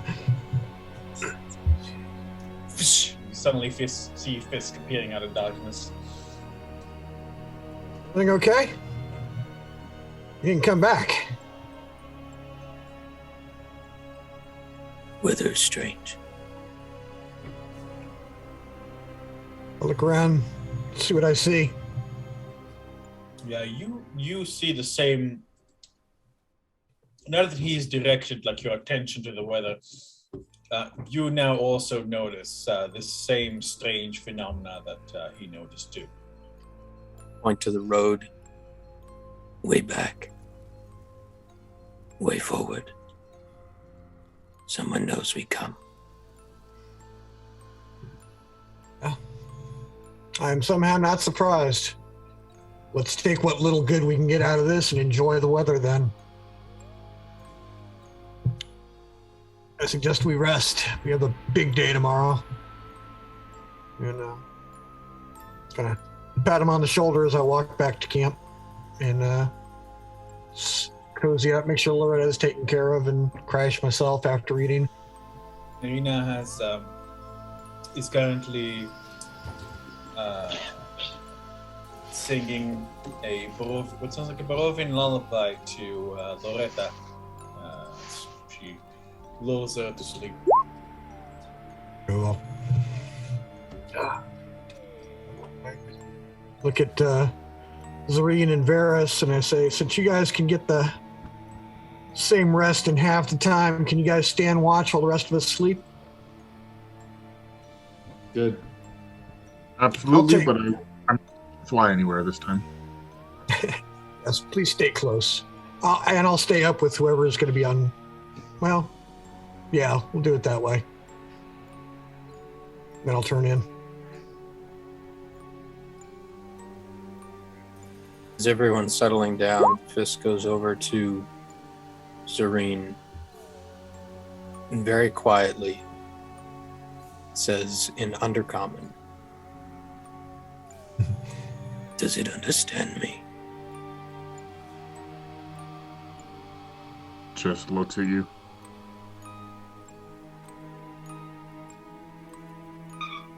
What are you saying?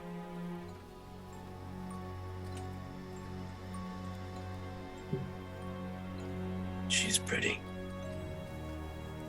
And walks away. Go curls up next to the fire.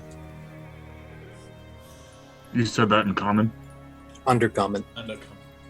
Oh.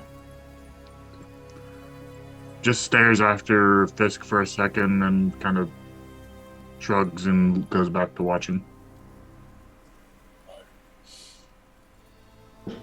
So we have Zareen on first watch. Sure. Sorry, Onorim. Before we get there, when I see Fisk go sit by the fire, I get up and I walk over to him. I sit next to him. I wanted to thank you for the gold that you gave me the other day for the scroll. I never really had a chance to thank you properly, so thank you, friend. We had no need for it. It did. Hopefully it's something that will help the party in the future. Another thing I wanted to ask you about the other night while I was learning, I believe I heard you singing. Did I hear properly? You don't sing. Hitchin sings. He used to sail. We listen.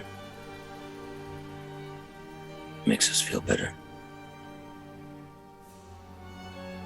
And what exactly was Hitchin singing? It sounded like some sort of sea chanty.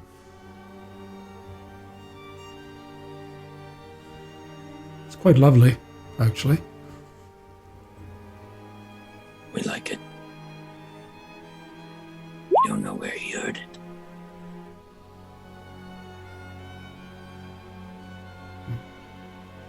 Does he sing often?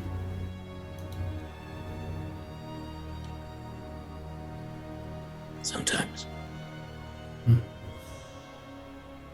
Well, I'll keep it between us if you would like that, but just say I thought it was very nice. You did a very good job.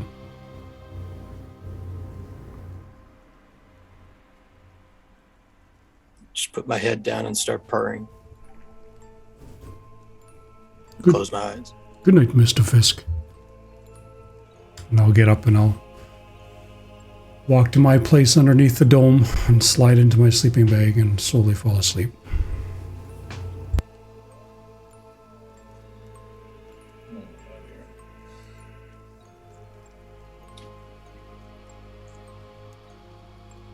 With that, gentlemen, I'd like those of you who are still awake, sorry, who are asleep and not awake or have phones at all, I would like your wisdom saving throws. So, just for the record, I'm splitting so that one of us are up. Like, I'm going to take the second 4-hour shift, so I'm sleeping now. Right, so I give you the doll for the first, and we'll swap off when I do the last sleep. Art. Right? Can we do that? Right? So you're sleeping 4 hours, so you take the doll, and then when we switch shifts, I'll take the doll, and then I'll sleep.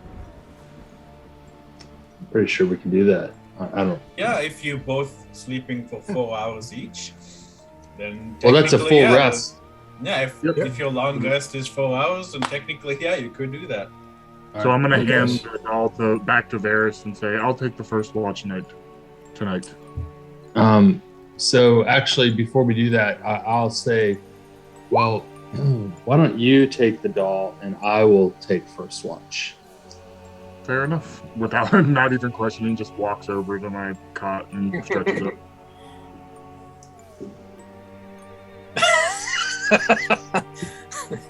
Just put it on the sheet.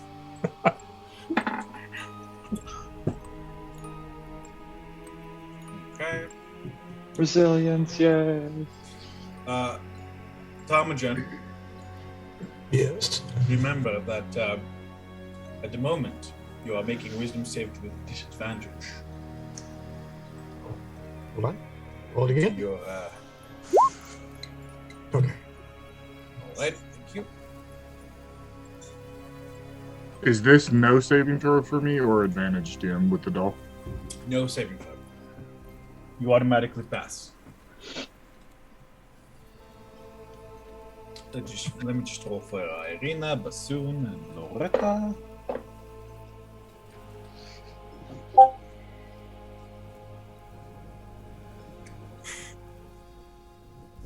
Alrighty. Because I worked out before bed. That's why I passed. Them gains, bro. Yeah, them gains. Alright.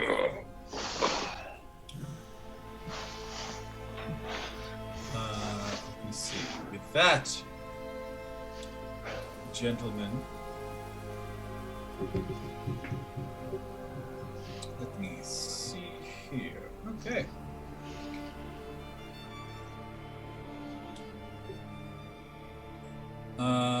Who was second watch?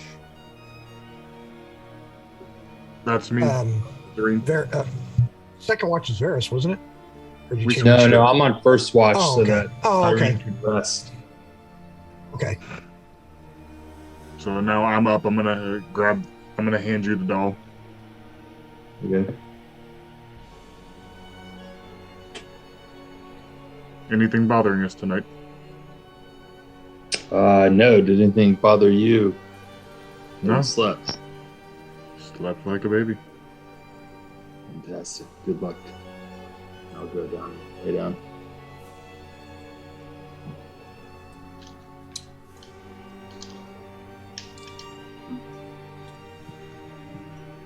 Varys, as you do, you can hear from Onorim's tent talking. Sounds muttering, which you don't quite can't comprehend. Sounds a little bit like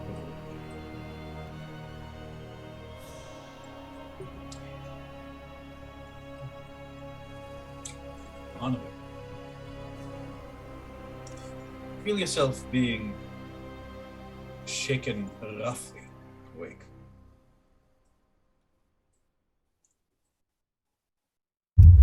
Wake up, boy!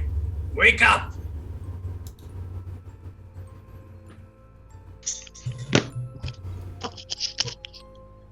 You feel a hard staff poke you in the leg. Incessantly, dunk. I'll roll over and get up. I'm up.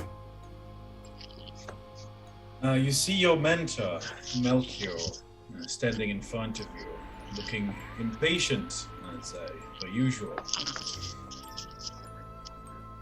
He is holding his ivory carved staff and standing above you, not above the side. He's a fairly tall man, even taller than you, and it's been a little while since you've seen him. That's I'm going to move you to a different one.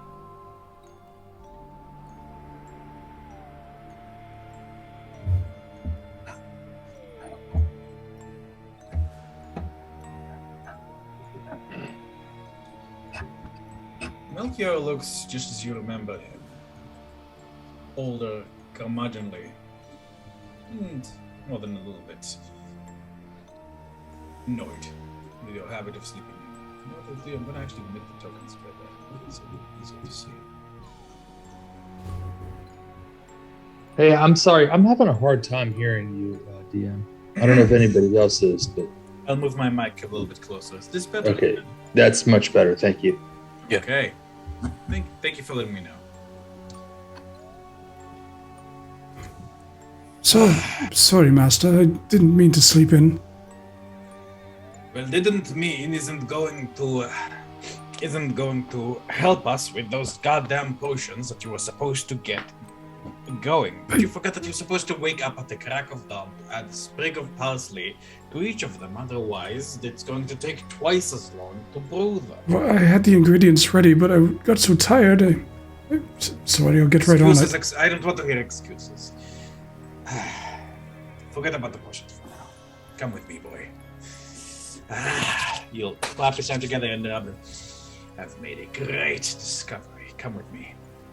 Without waiting for you, he'll simply step through the door without opening it. A habit he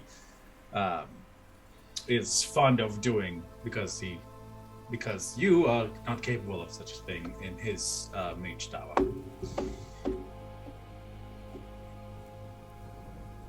Follow through after opening the door.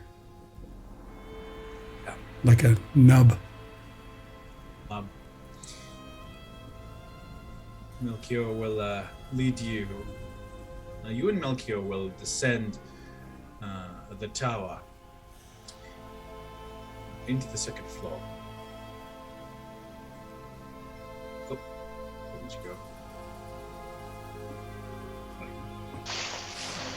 Once again, this is going to put us on the map. The name Melchior is going to be just as famous as the name of Mordecai. Look here, boy. Come here. He'll adjust to his his golden telescope device. Normally, Onorim, he would have never let you even touch it. Being invited to use it to look outside is quite the thing. I'll lean into it and take a look. Telescope. You can feel the cold metal against your eye as you strain to see something. You can smell the brass strong in your nose. You can hear his excited panting behind you. You blink. As far as you can tell, you see nothing. Well? Why, yes, I see absolutely nothing. What am I missing? He sighs with annoyance. No. Don't just use your regular eye. Use your inner eye, boy, as I've taught you. How are you going to inherit my position if you're not doing these things instinctively? Oh, boy. Inner eye, boy. Inner eye. And of course. I'd like you to give me an intelligence check. You are no stranger to these complaints and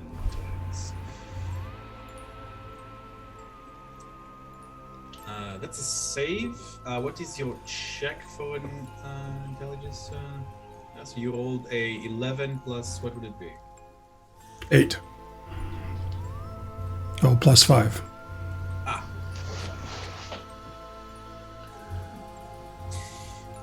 You sigh and focus as indeed you've been taught before, trying to access that inner eye that Melchior is so fond of mentioning. And indeed, you actually do think you see something. Instead of pure blackness, the telescope now reveals a deep yellow. For a moment, the darkness in the yellow returns. And then darkness, then yellow. Darkness, then yellow.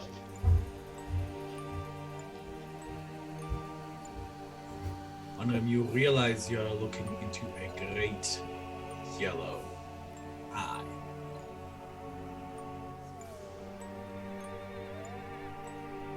I'll kind of stumble back for a second and look at him.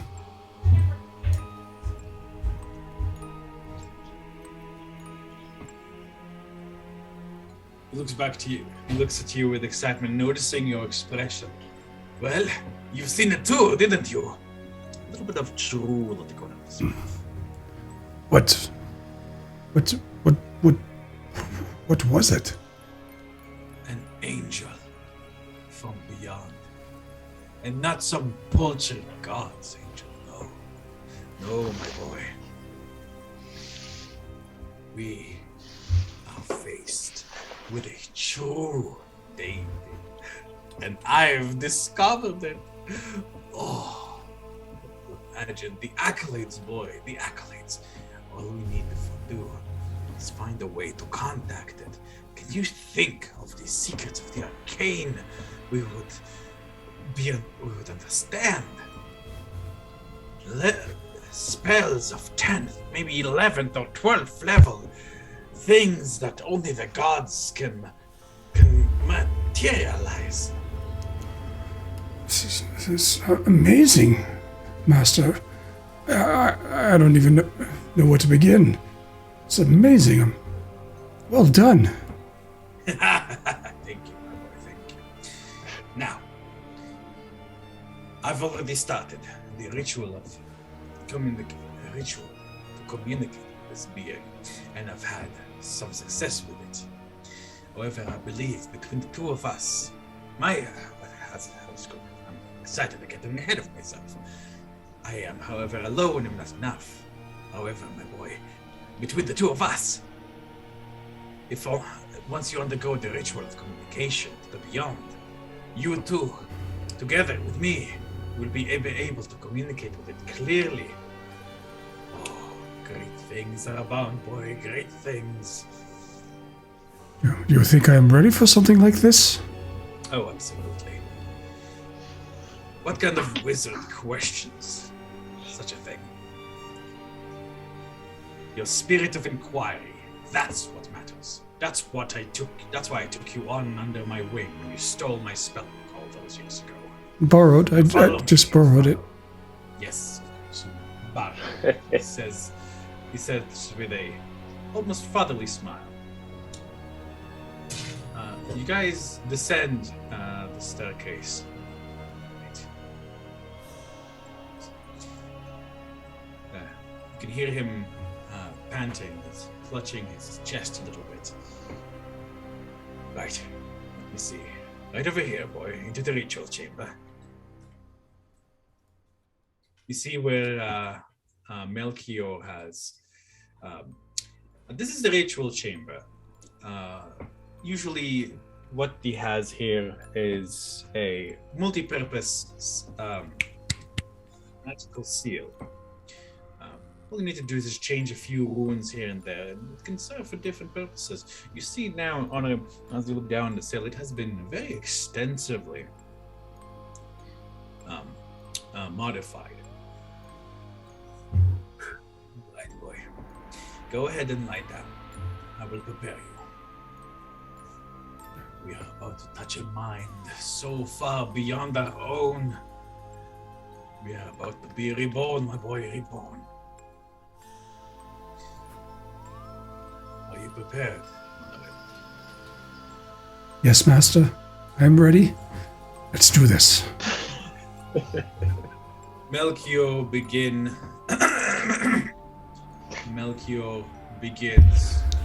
to chant. As he does, the light begins to drain gradually from the chamber. His voice is going deeper, deeper, and more grainy.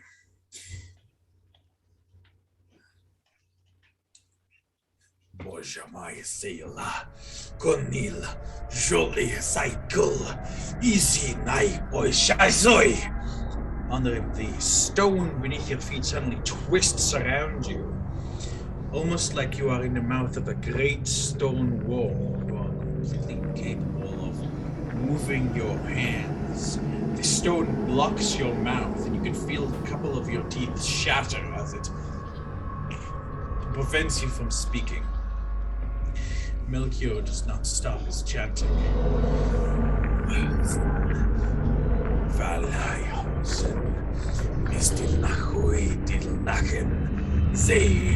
You see Melchior gestures and the stone pop, like the stone holding pots around your chest. Like pulling your robe aside, revealing your fairly pale chest.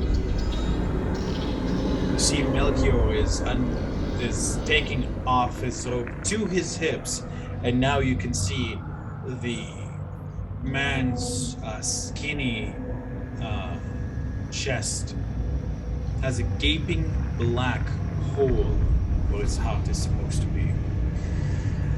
You see him reach into the hole, drawing out some manner of dark, wispy smoke, enveloping his hand completely. Elisai, Melisai will tool Nilda. Melisai will tool ni. He'll put his hand, like you expecting a moment of pain, but instead numbness as he touches his black smoke-covered hand to your chest. You can feel it sink in as if your flesh was made of some kind of jello.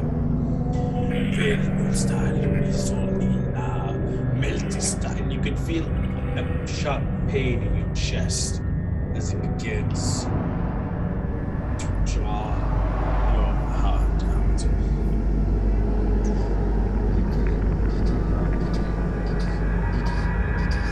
In Melchior's hand, still connected to you, is your own heart, Onorim.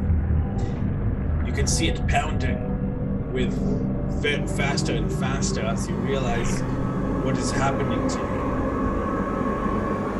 Melchior raises your heart to his face, looking at it almost like it was a baby bird.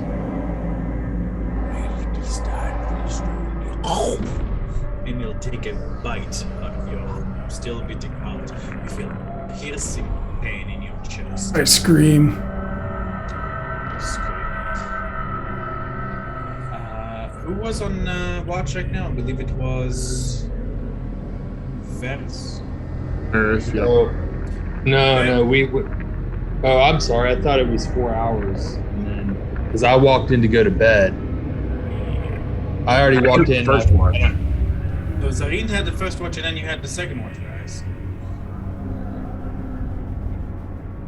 Yeah, Varys is on second watch. I'm on first watch.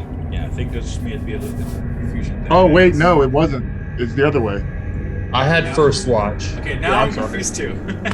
I had first watch so that Cyrene could go rest with the doll. In that case, Zareen. I'm sorry, guys. Long day at work. Zareen, no worries, here too. Zareen, you hear a terrible scream from Onorim's tent. I'm immediately gonna run to the tent, and assuming he's being attacked. Yeah, in fact, I'll say the rest of you wake up as well from the intensity of the scream. You see Onorim, his hand held to his chest, clouded in flame. He's screaming, and you guys can smell the smell of burning flesh as he's literally burning the skin off of where his heart is. I'm gonna dump my water pouch on him. Whoosh. I'm gonna grab his hands and pull his hands off his chest and say, "Hold him down." I'll run up and He struggles for a moment before your eyes, Onorim, your eyes shoot open, and you're looking around at your friends. You feel a terrible burn down at your chest, and you guys see a very, very ugly burn mark. Like you see, like burned up muscle tissue, fat. You see a little bit of Onorim's ribs exposed. Hey guys. What the fuck? Did you try to burn yourself? Are you? I'm gonna kneel down and cast Cure Wounds at first level and see if that does anything to the wound. Something's making these nightmares worse. Go ahead and roll. Meanwhile, Onorim, you've taken 30 points of fire damage. fuck. 30 or 13? 30. Fucking A. Yeah, I rolled really high. 9. So you see a little bit of the lower layer begin to regenerate, but not all. Bassoon, just staring at you, like weapon in hand, like still half asleep. Sorry. You guys hear Irina like coming down. Lauretta in the men's tent shouts over, "What's going on?" Nothing. It's fine. It's fine. And I'll try and pull my cloak back. You are in incredible pain right now. The tent is filled with the smell of burning flesh. Leave me alone. What happened in the dream? He's injured himself, I'm going to say to Irina. Do you have any ability to heal? Me? You're the magic one. Very well. And I'm going to walk back over and cast Cure Wounds at 2nd level. And, let's see here. And I'm going to just grab an arm and say, sit down and stop fighting. Oh, and I'm lying down. Covered in cold sweat.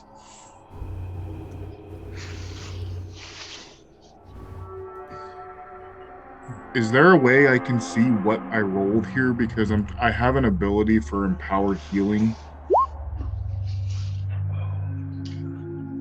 Well, the best way to ever you are now determine the number of which we roll. Total, you can spend once or so to roll any number of those dice rolls. I'm just trying to figure out how it's if you mouse over the 7, you'll see the breakdown of your rolls. So you roll the 3 on a d8. So if you spend a sorcery point, you can re-roll that d8. And then on the so that's a 1 on the first one, right? Because it's a 5 and a 7 at a higher level. No, that was a 5 on a d8 because you cast it at 2nd level, I think.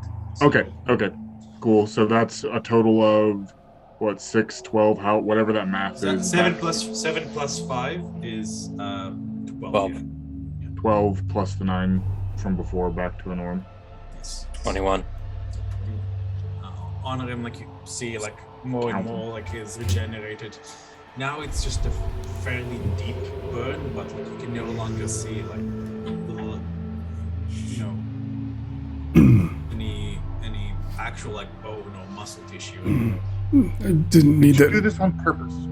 Didn't need that nipple anyway.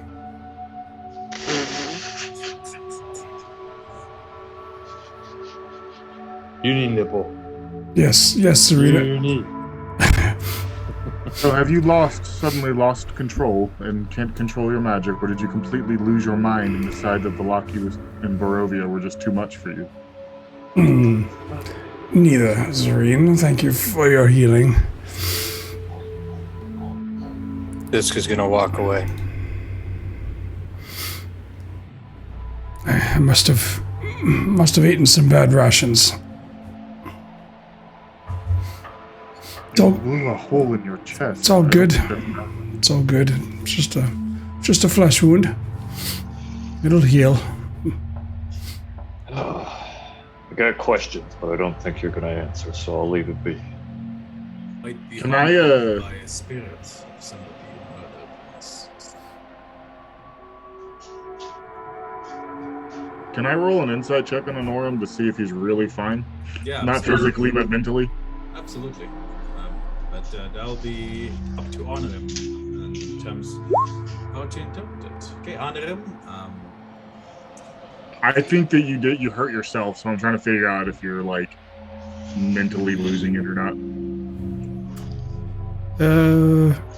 He doesn't know he did it to himself, so you're genuinely confused as to what's going on, you would say? he's trying to make the link between the dream and it passing over into reality. Okay. He's confused. But no suicidal vibes or anything is what Zareen's worried Oh, about. hell no. No. It's a gangster. Very well, and I'm trying not to burn the camp down. And I'm gonna turn and walk back towards where I was keeping watch. Sound. John, what are you doing? I think John's getting the belly. Puppy. It's alright. If you won't leave me alone, I gotta do what I gotta do. Oh, okay. I'm getting paid after all. I'll mute myself next time. No worries. How far into the sleep was that? That was during the second watch, so I'm going to say like 5.5 hours in. Fisk is gone. He just walks away. From the camp completely? Yep. Right. If I'm keeping watch, did I see him go? I would assume so. I mean, I wasn't trying to be sneaky about it. I just Okay. I kept walking into the darkness. Knowing that Fisk does this, I'm just gonna watch him go. Fisk, can you show me on the map which direction you're in?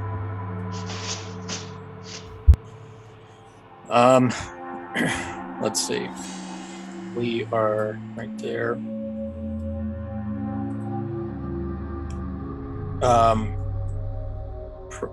Let me pull up the stupid measuring thing. Probably in this direction. Okay, so that's a hill. So that's up a hill. Yeah, it's towards the base of the hill, towards the cliffs, towards. So you're climbing up the hill? As much as I can. Okay, I believe you have a climbing speed, so you'd be pretty adept at that. Yeah. As you're climbing over the hill, it's dark, it's misty. You can't see for too far. I don't need to. Just sit on the small ledge somewhere, curl up, where I can still see the camp, but not in it.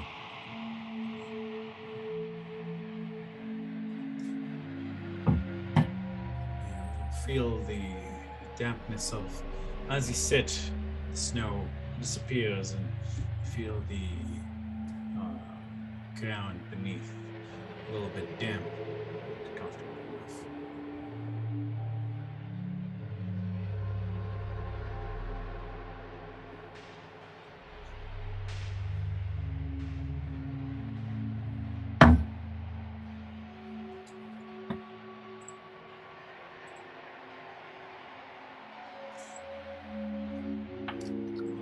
Fisk.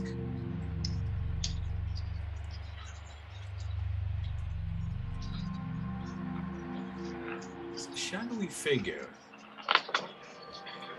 sits next to you. They didn't walk there, they didn't climb up next to you. They are simply there.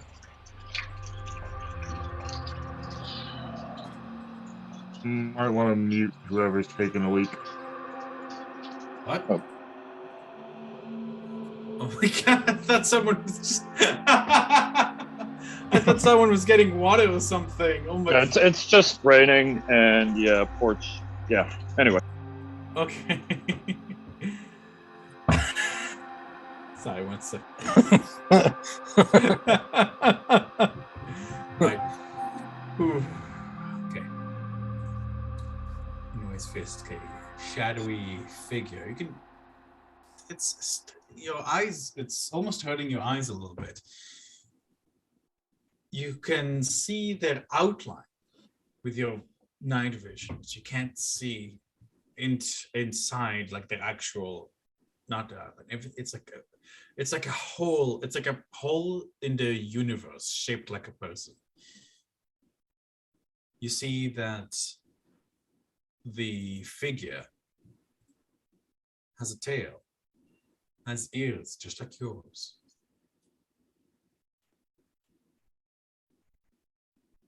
Its head seems to be turned towards you.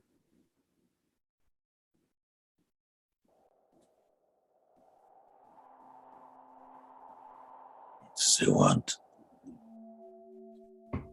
What does it want? Hear your own voice echoed back to you.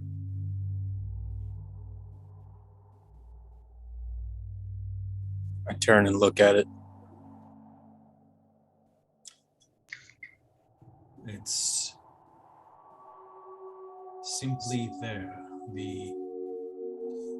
darkness inside almost makes you feel like you could put your arm through it, reaching into some unknowable space. I sit up. It stays in the same position, but turns a little bit to look at you. So it still has you in its sight.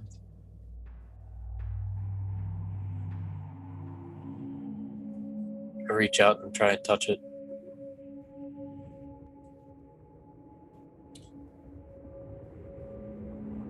Your hand goes through as if you're reaching to another space. You could always come back.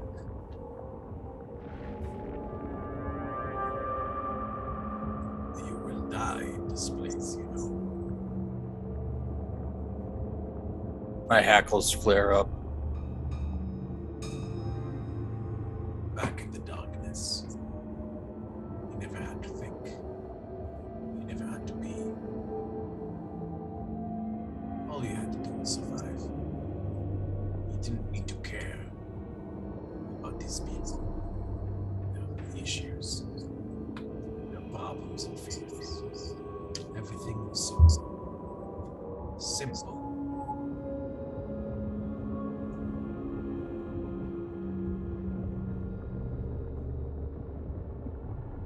We will not go back. Any of us.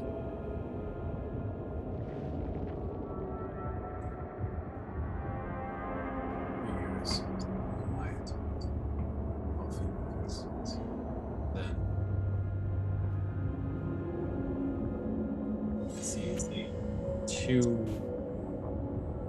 green spots begin to form and take shape. They become eyes, your eyes. As you're looking, they're like caricatures. They're too big. They're too big. The pupil is deformed. But Fisk, you will come back. You are a creature of the shadows now. With every day that passes, the shadows grasp grows.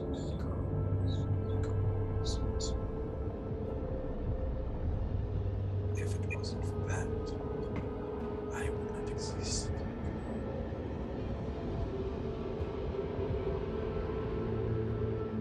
You are already a shadow.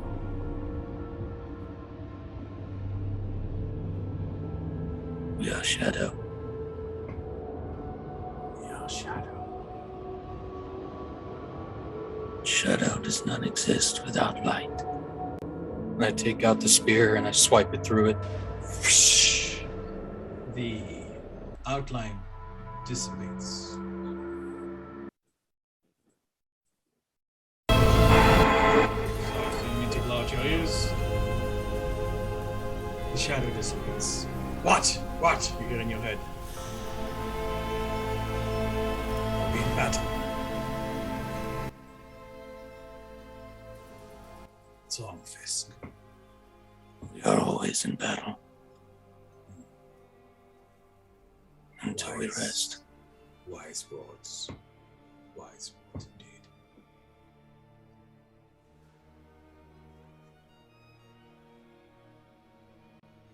I was dreaming. I'm assuming you did too. No. No dream.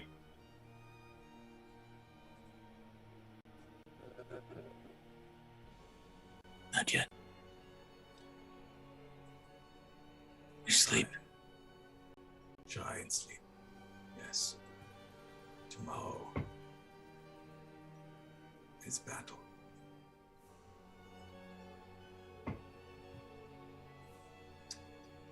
I look back at the camp.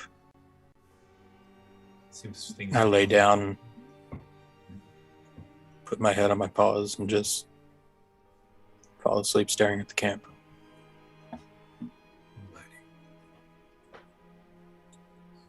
Just one moment, gentlemen.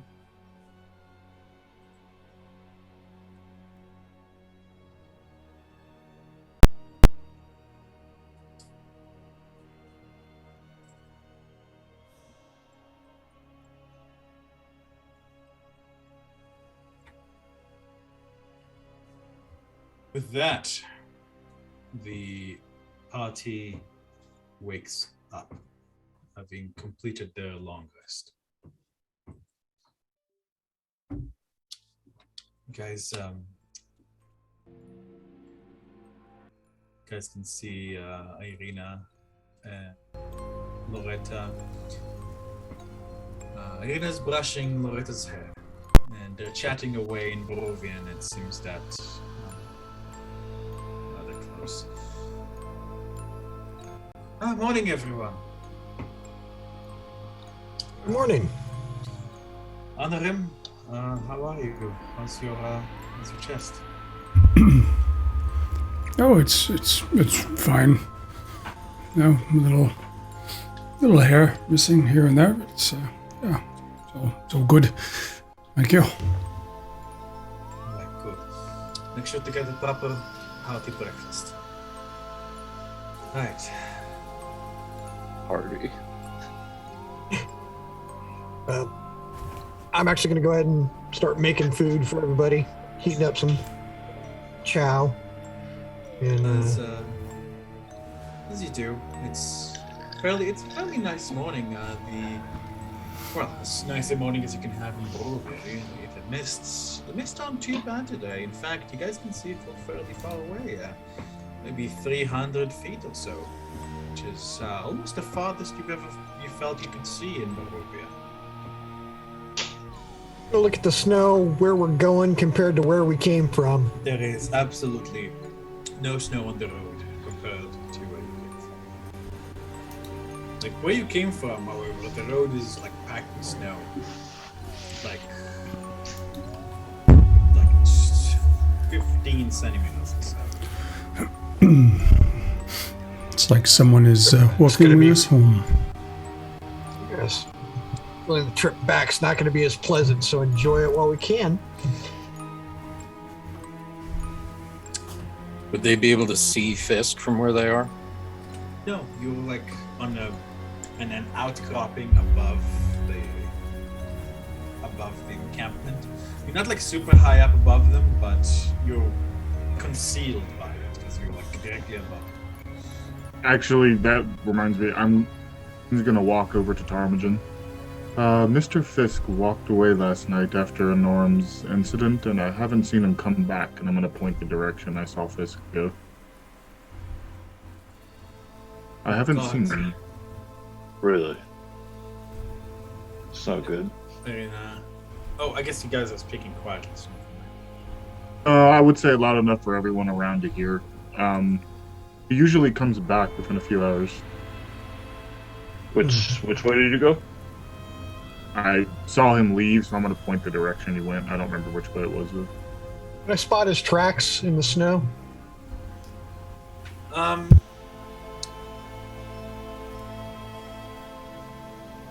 know it's been snowing, so... No. All right. Where you guys are, there was no snow. Therefore, no, I'd say no. Give me an investigation, please. Not that any of you would know this, but I would start hopping down like a mountain lion, towards the camp, down the rock face. I would have made my way back probably about an hour after you guys got up. Squinting, looking for you. Alrighty.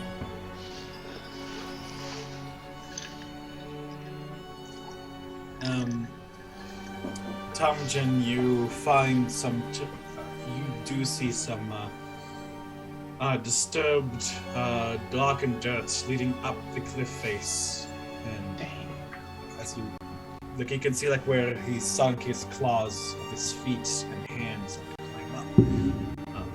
As you do look up, like you can see Fisk bounding down towards the party, his massive mane of hair sweeping in the wind behind him. Spear of beasts in hand. Look at Zareen and go, speak of the devil, and I go back to cooking. You alright there? You're fine. Like he is fine.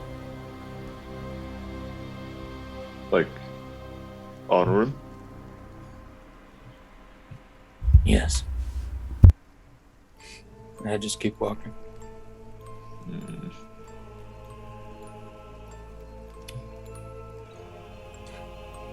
Darmagen just kind of watching this, then starts serving up food and handing it to everybody.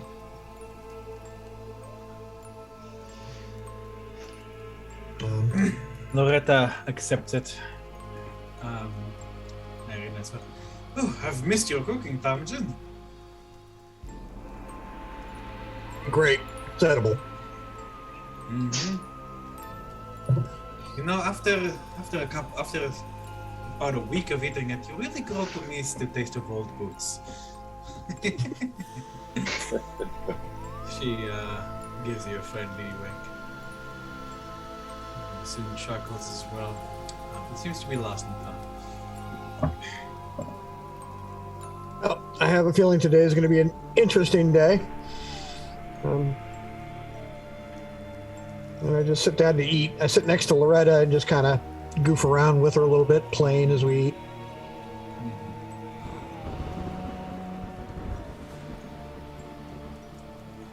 As you guys are eating and enjoying today's meal,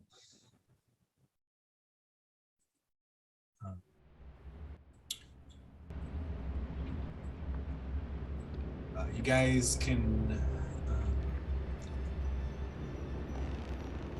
hear what sounds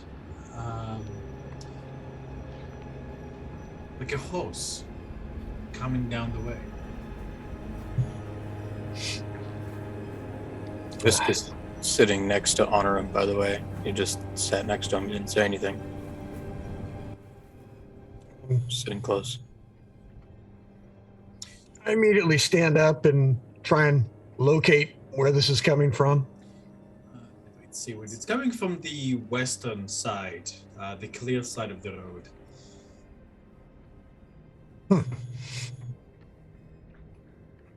I say, we have company. Wagon wheel. And I kind of stand up with my plate, eating and watching the road. As you do so,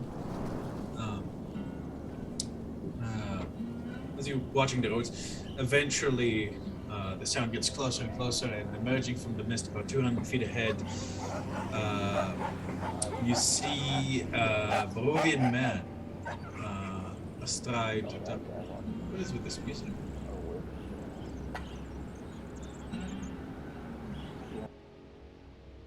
Astride atop a horse. I just casually walk out and stand in the middle of the road while eating my breakfast.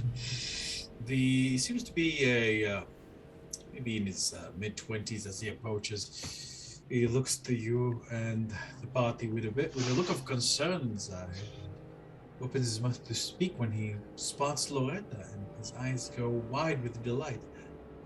Oh, Lauretta! She looks up from me. Daddy!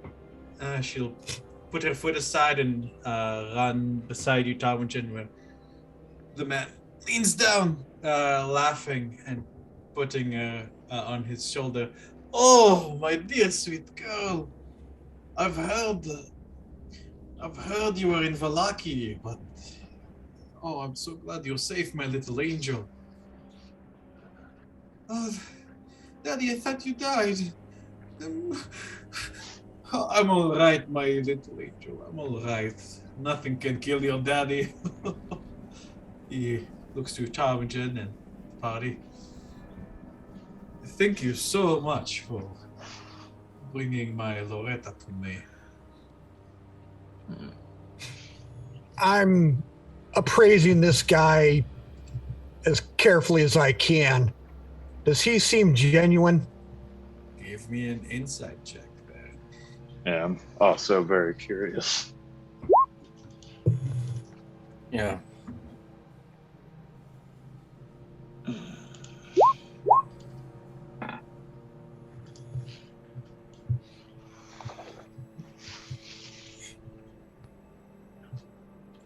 Yeah, the Olgal, he does seem to be particularly... Tom Jen with his 25 insight. 1 second, I'm gonna... just give me 1 second. Olgal, yeah, it's Loretta's dad. She looks so happy. And he looks happy to see her, he looks incredibly relieved.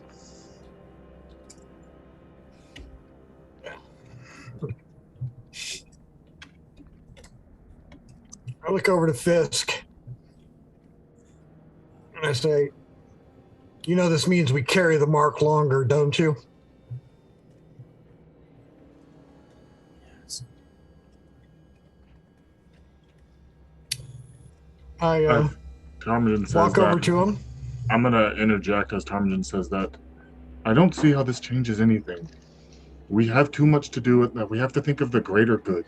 One child cannot get in our way of the greater good. She's a danger. I'm gonna say this so they don't hear me, Dim, or the kid and the father don't hear me. Lauretta and her father. Father. My name is Yuri. Thank you so much for bringing my daughter to me. My sisters and I were worried sick. Her aunts. I understand. Can I have a word with you, though? Absolutely. I kind of walk off to a little ways away from the edge of the road. He'll say to his daughter and hop off his horse. Yes. Is it about payment that you require? Well, that will come in due time. Believe it or not, I am not concerned with that as much as other issues. What other issues would those be, my friend? This is a good faith request. I have shown her kindness, regardless of what may come. She's been treated well. Good. I can see that. Promise me, until things happen, she can have the illusion of being the innocent child she is.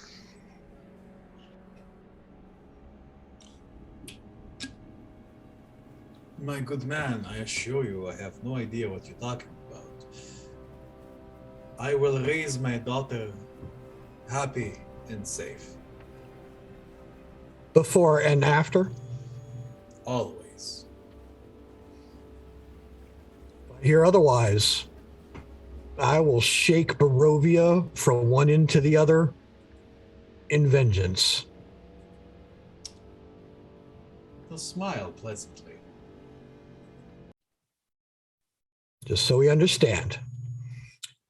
Now, Indeed, he says in a familiar voice. Now, as for now, we have pressing business. So we fulfilled our bargain. There is a certain matter of a bond, of a breath. And I wave over to Fisk and I wave him over. Bring your friends that were affected here. I kind of whistle over at Fisk. Head over. Him over. Yuri cracks his neck, and you feel like you see him twist his neck to the side and then the other side, and then you see him completely turn his head around 360 degrees. That's better. Not used to riding horses.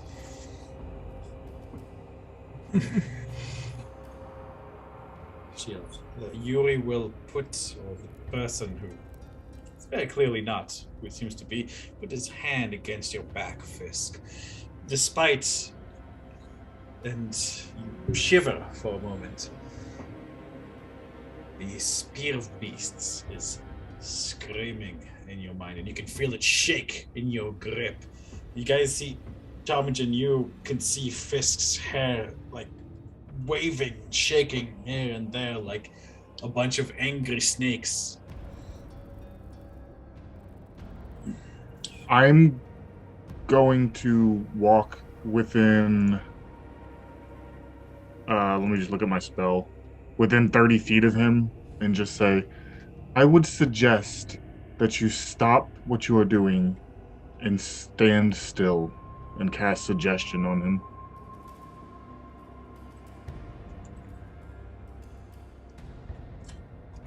Alrighty.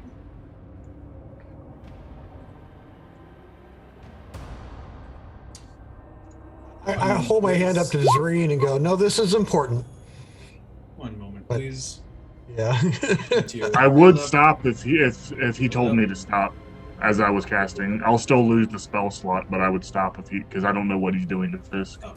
Well, if you would have stopped, You also would have seen Fisk willingly go over and stand there. Okay. see the man will retract his hand. Oh, I'm sorry. I was just helping your friend. Yes. I'm just gonna say, be sure that you're only helping him. Of course. I mean, you just helped my daughter. What else would I do? And Fisk, for a moment, you feel terrible burning in your back at the same spot.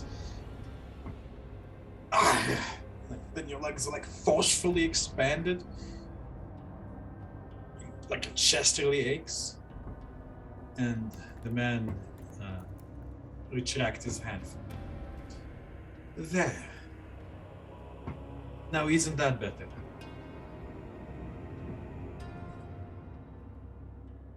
There you go. I immediately...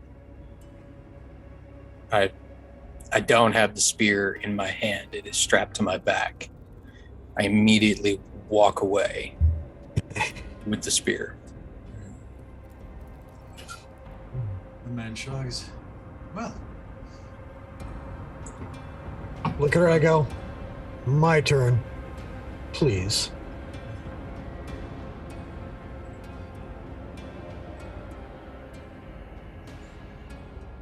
Man will breathe into his hand. See a small greenish flame. It will be a little bit different for you, since you are human. Clench your teeth. This will hurt a bit. I brace. The green flames touch to your chest, and you can feel. You're expecting heat, but it is incredibly, incredibly cold. You can now feel your lungs forcefully expand. You can feel your alveoli strain to contain the surge. And you clutch at your chest for a moment. But then the feeling passes and the pain begins to fade. Well, I'm glad I was able to help you, good people. But if that's all, I think our business is concluded. You said there was that and a reward. So let's not forget the end. I know you would not dare go short on a bargain. Well, my friend, the reward has already been in place. Why do you think no one has been approaching you? Why do you think your travel has been so easy?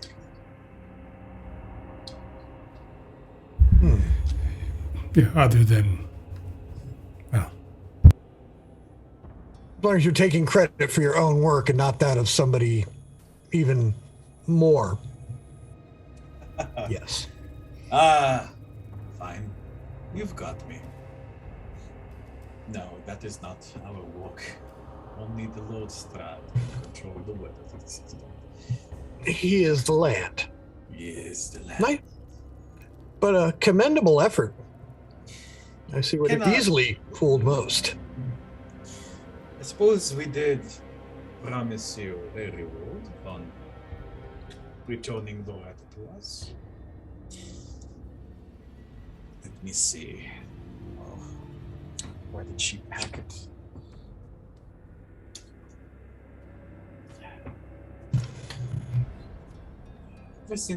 Ever since she returned to life, she's been. You know, some people return to life a little bit easier than others, and the man is searching through his pockets and pouches. Ah, there we are.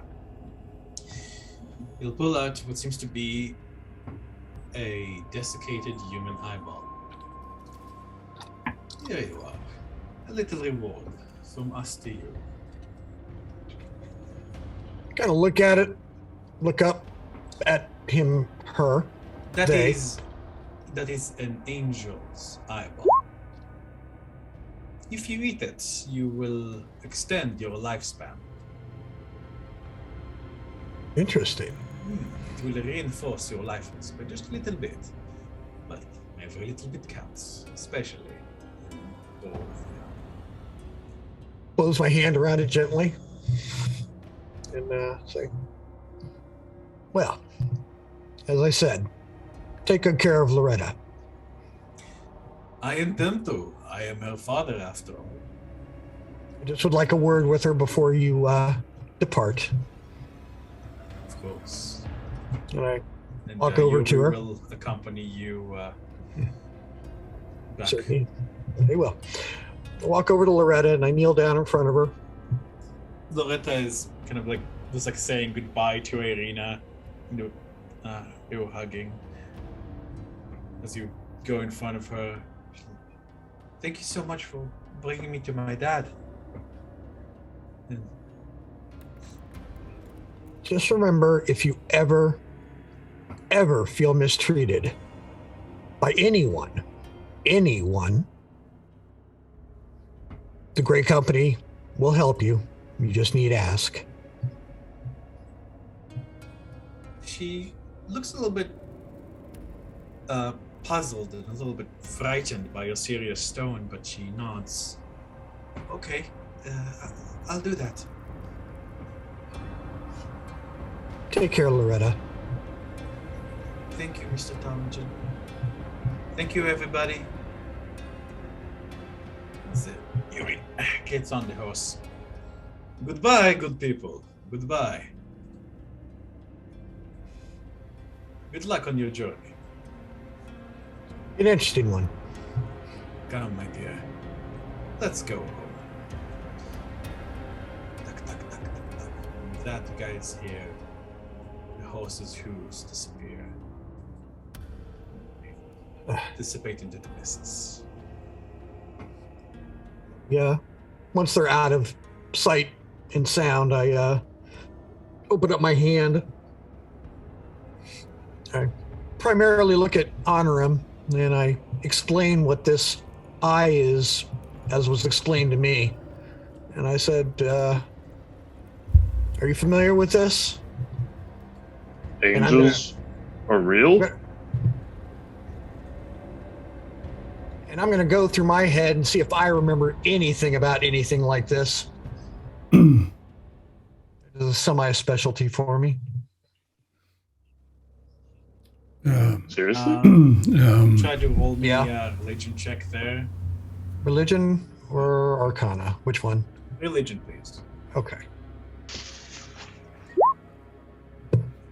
Yeah, Tomajan, there is the story of Avishgal the Desecrator. Avishgal the Desecrator was an orcish necromancer aiming for godhood several hundred years ago. He was going to go about acquiring immortality in a different way. First, he would force holy men to summon angels of their religion. or hunt angels, those few angels who existed in the material plane, and he would pluck out their eyes and eat them to gain their connection to their gods, to gain that essence of immortality invested into the angels by the gods that created them. It is said that he's eaten more than 40 angels' eyeballs before he was struck down by a vengeful army of clerics. It is said it took 3 days to completely kill him. This is what I think it is, and I relate that to Onorim. This is a valuable item at the very least. Doesn't it seem kind of wrong? Yes, but if we can turn it for a profit, it might not be so wrong. What's done is done. I guess. Perhaps we can turn it to good instead of anything else. At that point, I'm going to I say, hey, Ergo, can you open up the bag of holding and hold it for me? Okay. So I actually have to do something else while I'm here. I'm going to reach into the bag and kind of put the eyeball in there. I'm going to grab where that book is, the Tomb of Strahd there. I kind of, in the bag, I'm flipping through it, and I go to the last page. I'm not reading it, I'm just... Well, you are opening it, yes? Okay, yes, and that's okay, yeah. So Okay. I'll take the... What do you want me to do? So are you like keeping it closed while you hold it, while you're flipping through it? Like, Yeah, I'm not out like opening it all the way. I'm just kind of riffling through the Okay. corners of the pages, right? okay, it's like you can feel your breakfast like start to climb up your throat, and I'm going to need a Constitution saving throw to keep it down. Alrighty.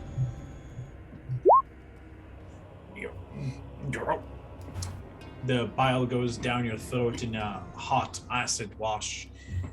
You riffle all the way to the last page. I'm going to see if I can just tear a tiny corner off that last page. Tear a little bit of it. Shh. It turns to ash. I needed to know. All right. All right. With that, I wrap it back up in the bag and take my hands out. Well, that was a strikeout, but it was worth a try. And Almost glad we're getting rid of that thing. terrifying, but insightful. Look over and go, thanks to Onorim. Somebody had to do it. Glad it wasn't me. Ugh, Yeah. touching it is horrific. And with that, I'm going to start packing up my gear. And say, gentlemen, I think that helped. That's one thing aside for now. I look at Irina and I say, but if we can help her, I will. Of course. Oh, Jesus. I never had a little sister, and I don't, we didn't really, but you know, we were, I wish I had one, and she made me think of one, you know? I miss his Marc. Guess I'm going to see him soon, aren't I? You'd better be there. I don't know what we're walking into. I don't want wouldn't to expect be it. there, but I suppose we're going to find out. Let's go. Well, Yes. At least her father seems nice, right? What did they give you there, Tom? Oh, it's a thing. It's an old bit of old magic as a thank you. Oh, wow. Magic? That's good to hear. Good for you. No good deed goes unrewarded, honestly. I really do think that. Alrighty. Glad somebody does. All right, with I that, smile. now 7 a.m. You guys mount your horses, back up your camp, and begin traveling. You guys see the weather is just as forgiving, and your road just as clear. Gets out from 7 to 8, 9, 10, 11, noon, 1 p.m., 2 p.m., 3 p.m. At 3 p.m., you guys arrive in front of a pair of massive, massive doors you haven't seen in a very, very long time. The gates to Strahd's grounds, to the Valley of Sorrows.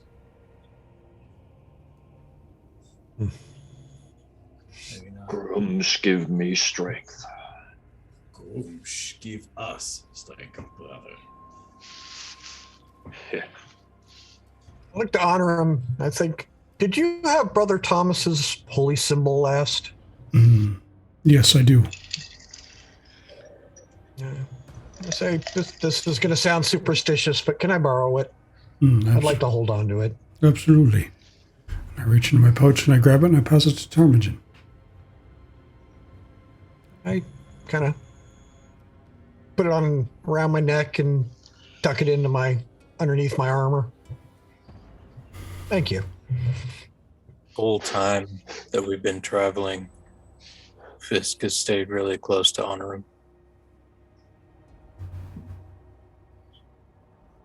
As we get to the gates, I'm going to just kind of stop. I'm assuming that we've got a decent view of the land around us, for the mists accepting, of course. Yeah, right now you guys can see like fairly far around you. You can see the massive towering gates, the two statues of warriors, of knights, like grim guards, like their brethren which line the walls of the valley, look down grimly. Arena is tight-lipped as she frowns at the gates. Sorry. Let's go. She'll dig her heel into her horse, which advances. Yeah. You guys see the gates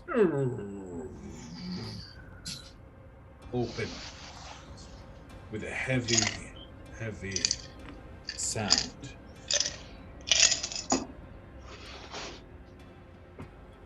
Guys, once again, return to the Valley of Sorrows.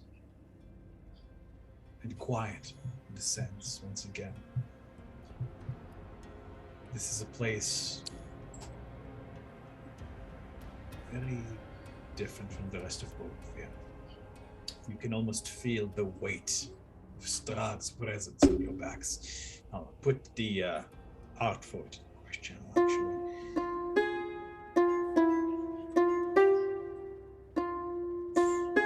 And as you guys begin making your way up the castle, we will end tonight's session of Curse of Strahd.